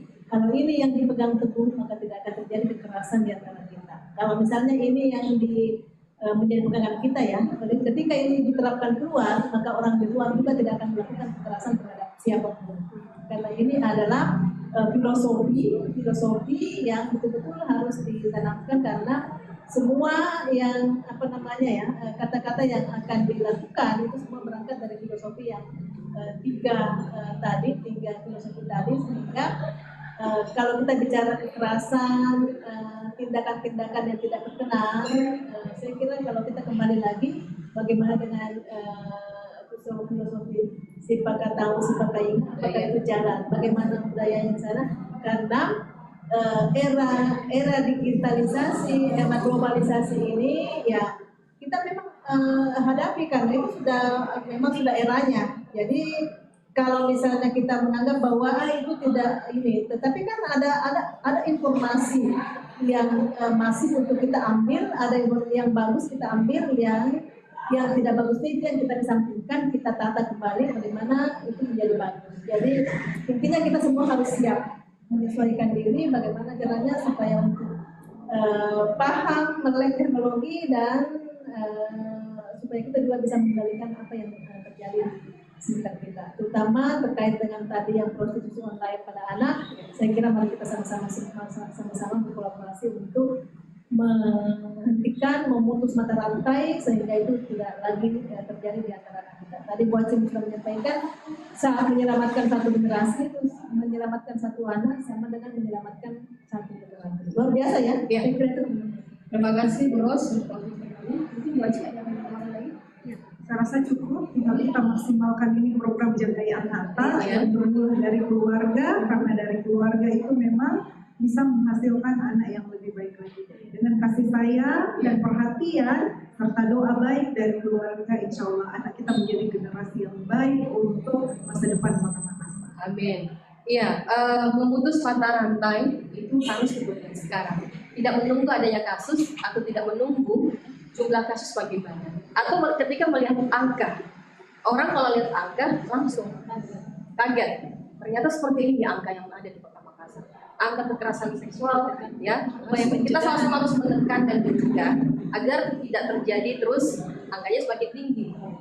Jadi perlu penyadaran bersama, perlu kolaborasi, kerjasama agar bagaimana kita bersama-sama bisa menekan laju kekerasan seksual yang termasuk dengan prostitusi online. Jadi kita berharap juga bahwa tidak hanya dijerat dari segi hukum untuk virus ya terkait dengan undang-undang IT. Ya, kita tidak berharap bahwa hanya dicegah dijatuhi hukuman hanya undang-undang IT. Kita mungkin perlu ada penegakan hukum yang lebih tegas lagi, karena PPKS kan sementara gerakan bersama ini gara-gara PPKS ya. Di dalam undang-undang kekerasan seksual pun juga sebenarnya mengatur lebih menekankan kepada upaya pencegahan. Dalam hal ini peran serta masyarakat. Ya. Jadi di undang-undang perlindungan anak pun juga ditekankan untuk kewajiban orang tua, kewajiban masyarakat, dan kewajiban pemerintah memang ditekankan untuk menjadi kewajiban bersama. Jadi dengan program Jagai Anak Tal, mari kita bersama-sama untuk menjaga anak kita sehingga menjadi generasi yang baik untuk masa yang akan datang. Baik, terima kasih. Mudah-mudahan program dari pemerintah Kota Makassar Jaga Anak Tal ini bisa membuka mata kita bahwa seperti ini loh kita menjaga anak. Anak-anak punya hak ya. Anak-anak punya hak bermain, hak sekolah, ya. Hak yang harus kita penuhi. Tidak dengan memenuhinya dengan iming-iming yang bisa saja membahayakan dia. Jadi perlu bergandeng tangan untuk menekan laju kekerasan seksual dan juga prostitusi online yang lagi marak-marak sekarang ini. Terima kasih Bu Haji, ya, selaku Kepala Dinas DP3A sudah bersama dengan kami, juga Ketua LBH Apik Sulawesi Selatan Ibu Rosbiati Said sudah bersama dengan kami, juga mudah-mudahan memberikan manfaat untuk seluruh yang telah menonton kami di channel YouTube Kominfo Makassar maupun yang tengah mendengarkan kami melalui 99,6 FM dan juga IG dan Facebook kami. Coffee Morning akan hadir nanti lagi ya dengan isu yang berbeda ya, karena Coffee Morning ini merupakan dari Dinas Kominfo Kota Makassar yang merupakan juga salah satu kegiatan dari pemerintah Kota Makassar ya dengan anggaran tahun 2022. Terima kasih sekali lagi, selamat siang dan Assalamualaikum warahmatullahi wabarakatuh. Pemerintah Kota Makassar menghadirkan salah satu programnya adalah Makassar Recover, di mana fokus pada 3 hal, yaitu imunitas dan juga adaptasi sosial, dan ketiga adalah pemulihan ekonomi. Jadi bukan hanya terhadap kesehatan, tetapi bagaimana merecovery ekonomi, kemudian kesehatan dan juga keselamatan warga.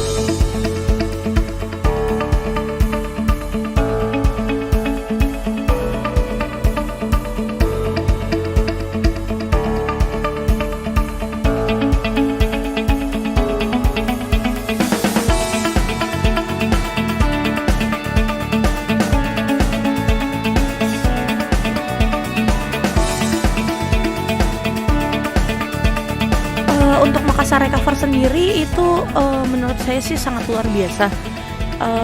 Dari sisi kesehatan juga luar biasa, karena kemarin pemerintah mengadakan untuk isoman mandiri di Mandiri Apung ya, yang di laut itu lumayan seru juga menurut saya. Terus untuk pemulihan ekonomi, alhamdulillah melihat kondisi di sini sendiri itu sepertinya udah agak lenggang banget.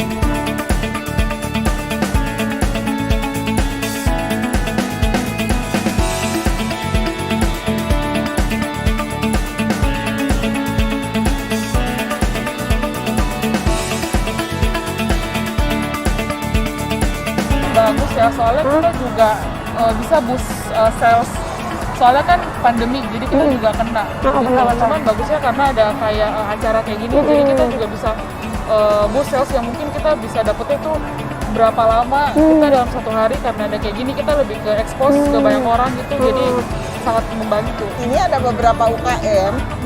Pertama ada AT Craft ini saya pakai ini ya.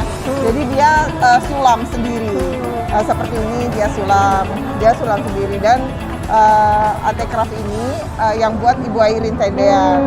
Dia salah satu UMKM yang betul-betul masuk nominasi. Walaupun selama pandemi ini paling tetap berusaha, jangan menyerah, terus jaga kesehatan juga, patuhi protokol kesehatan dari pemerintah, karena protokol kesehatan tersebut juga merupakan pengaruh dalam penjualan.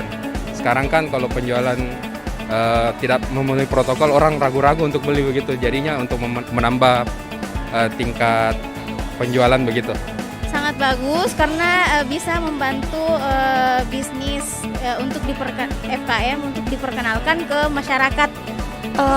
Apresiasi terhadap pemerintah itu mungkin pemerintah lebih memperhatikan pihak UMKM itu sendiri, bagaimana ke depannya untuk mengembalikan ekonomi Kota Makassar itu sendiri. Karena mereka bisa tetap bangkit ya. Betul, semoga pandemi segera berakhir sehingga pelaku-pelaku UMKM bisa kembali seperti sebelum kita mendapat wabah pandemi itu sendiri.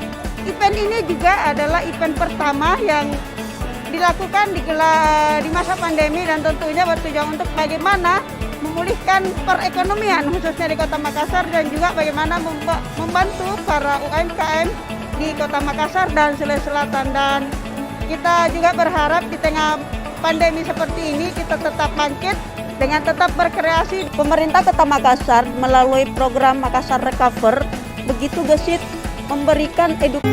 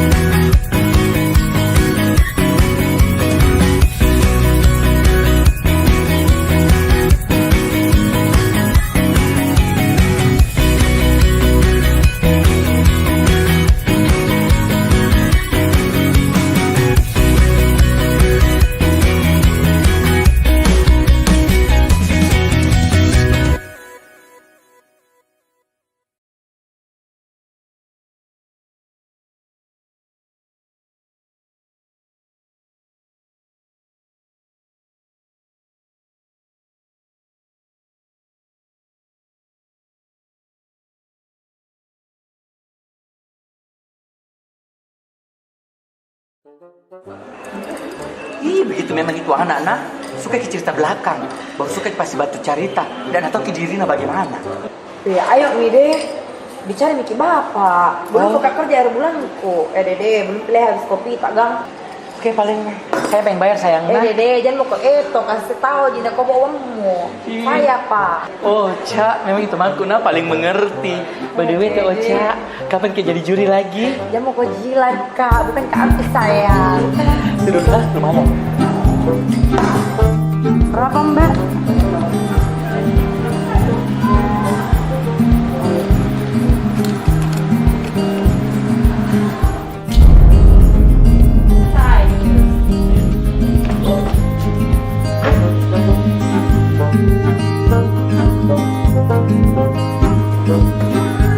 Lihat lah, mana KTP ku?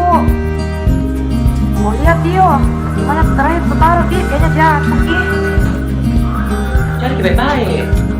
Tidak, jatuh kayaknya. Begitu nih kalau penyakit kenapa-napa sama jadi dokter, nggak bisa hilang sayang. Iya deh, bagaimana cara urus ini? Tidak ada lagi orang dalam ku kenal. Wih, aduh, kurang update Musai. Ya, zaman sekarang orang pakai orang dalam, kalau kita bilang ordal. Sekarang itu zaman digital nih.